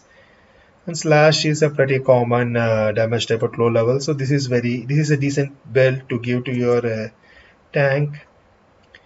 Cape of Withdrawal plus 15 defense when disengaging. This is nice to have on your wizard or your rogue, so when your enemies are running away, you can just, when your enemies are attacking, you can just run away, and this will reduce the chance of them landing a attack of opportunity on you. These are disengagement attacks. This is not going to be useful by itself, but there are a couple of talents you can get, like from rogue, or some spells that wizards can cast which will stack with this, and that will be very useful. The main thing to look out for here is this bronze horn figurine, which will actually let you summon and animate once per rest. Summons in this game are really useful. Okay, they don't do much damage, but they are really good at soaking up enemy attacks. So if it's a bit expensive at 6,000 copper pieces, so you may not be able to buy it immediately, but whenever possible, get yourself some items that will let you summon creatures. So these are going to be very useful. Okay, let's get a pry bar and a rope and grappling hook. We're going to need that. And yeah, we have some money now, so let us teach Chill Fog to Alot, so that he will not be completely useless in most of the combat encounters. And yeah, let's go and add that to this active grimoire. You don't need this. Let's put Chill Fog here. That will do nothing. Yeah. Not a problem.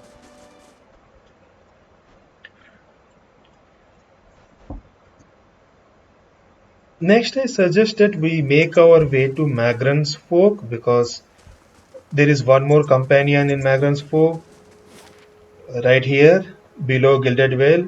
I believe his name is Durance the Priest. He is actually very useful. Priests are hands down the best class in this game, and having a priest will greatly increase your entire party survivability. Even at level 1, they get some really nice buffs for your whole party. And unless you are making a priest yourself, you will want Durance permanently in your party. Okay. Let's pull these two guys back a bit. Alright. How may I help? You cast this. Yeah? Heck, where that? You cast this. Heck, where that rock? Everybody is blinded. Nice. This fight is mine! You better run! Ready when you are. You're mine! Another thing is try to focus fire a single enemy with your entire party so that you don't want each party member attacking a separate enemy. Then the fights are going to drag a lot and your front line will get killed. Focus fire on a single enemy and just take him down as fast as possible. Ready when you are.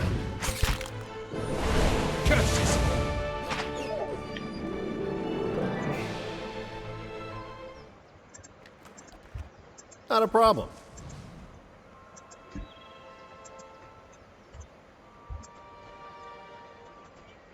You should see this. Saw you in the flames.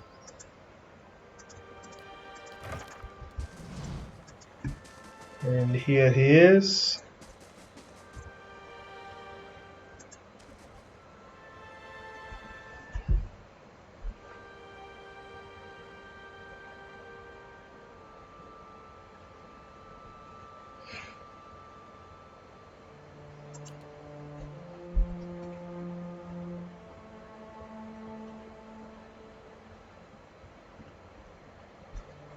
Come to pray at the statue?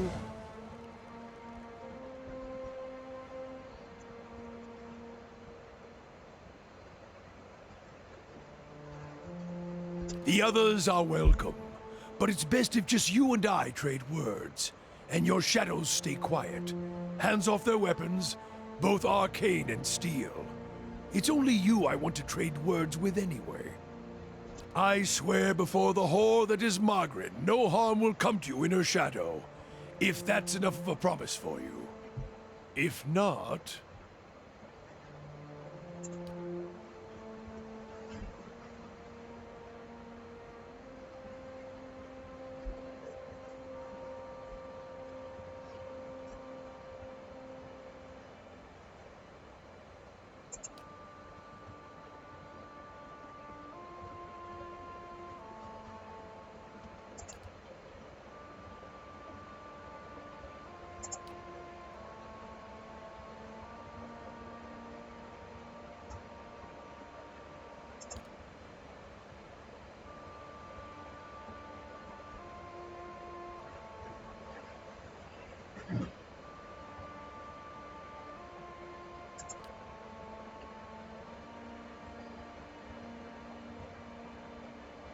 The world holds many whores we worship.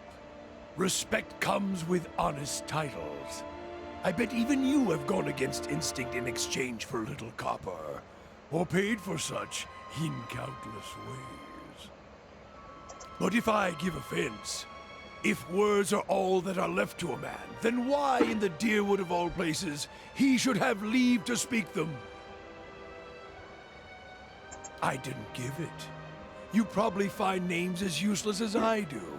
The names that litter this world like debris are hard enough to wrap around the tongue. And what do they matter? It's what's beneath the skin and the letters I care about. What burns within. It's more important to me you're a watcher than whatever culture or accent decorates your letters like awkward crowns. Take pride in your actions, not where you hail from. Or how your name rolls off whatever liar's tongue coats it now. If you need a title to hang on me to match your own, Watcher, then call me Durance. And as you observe souls, I test them.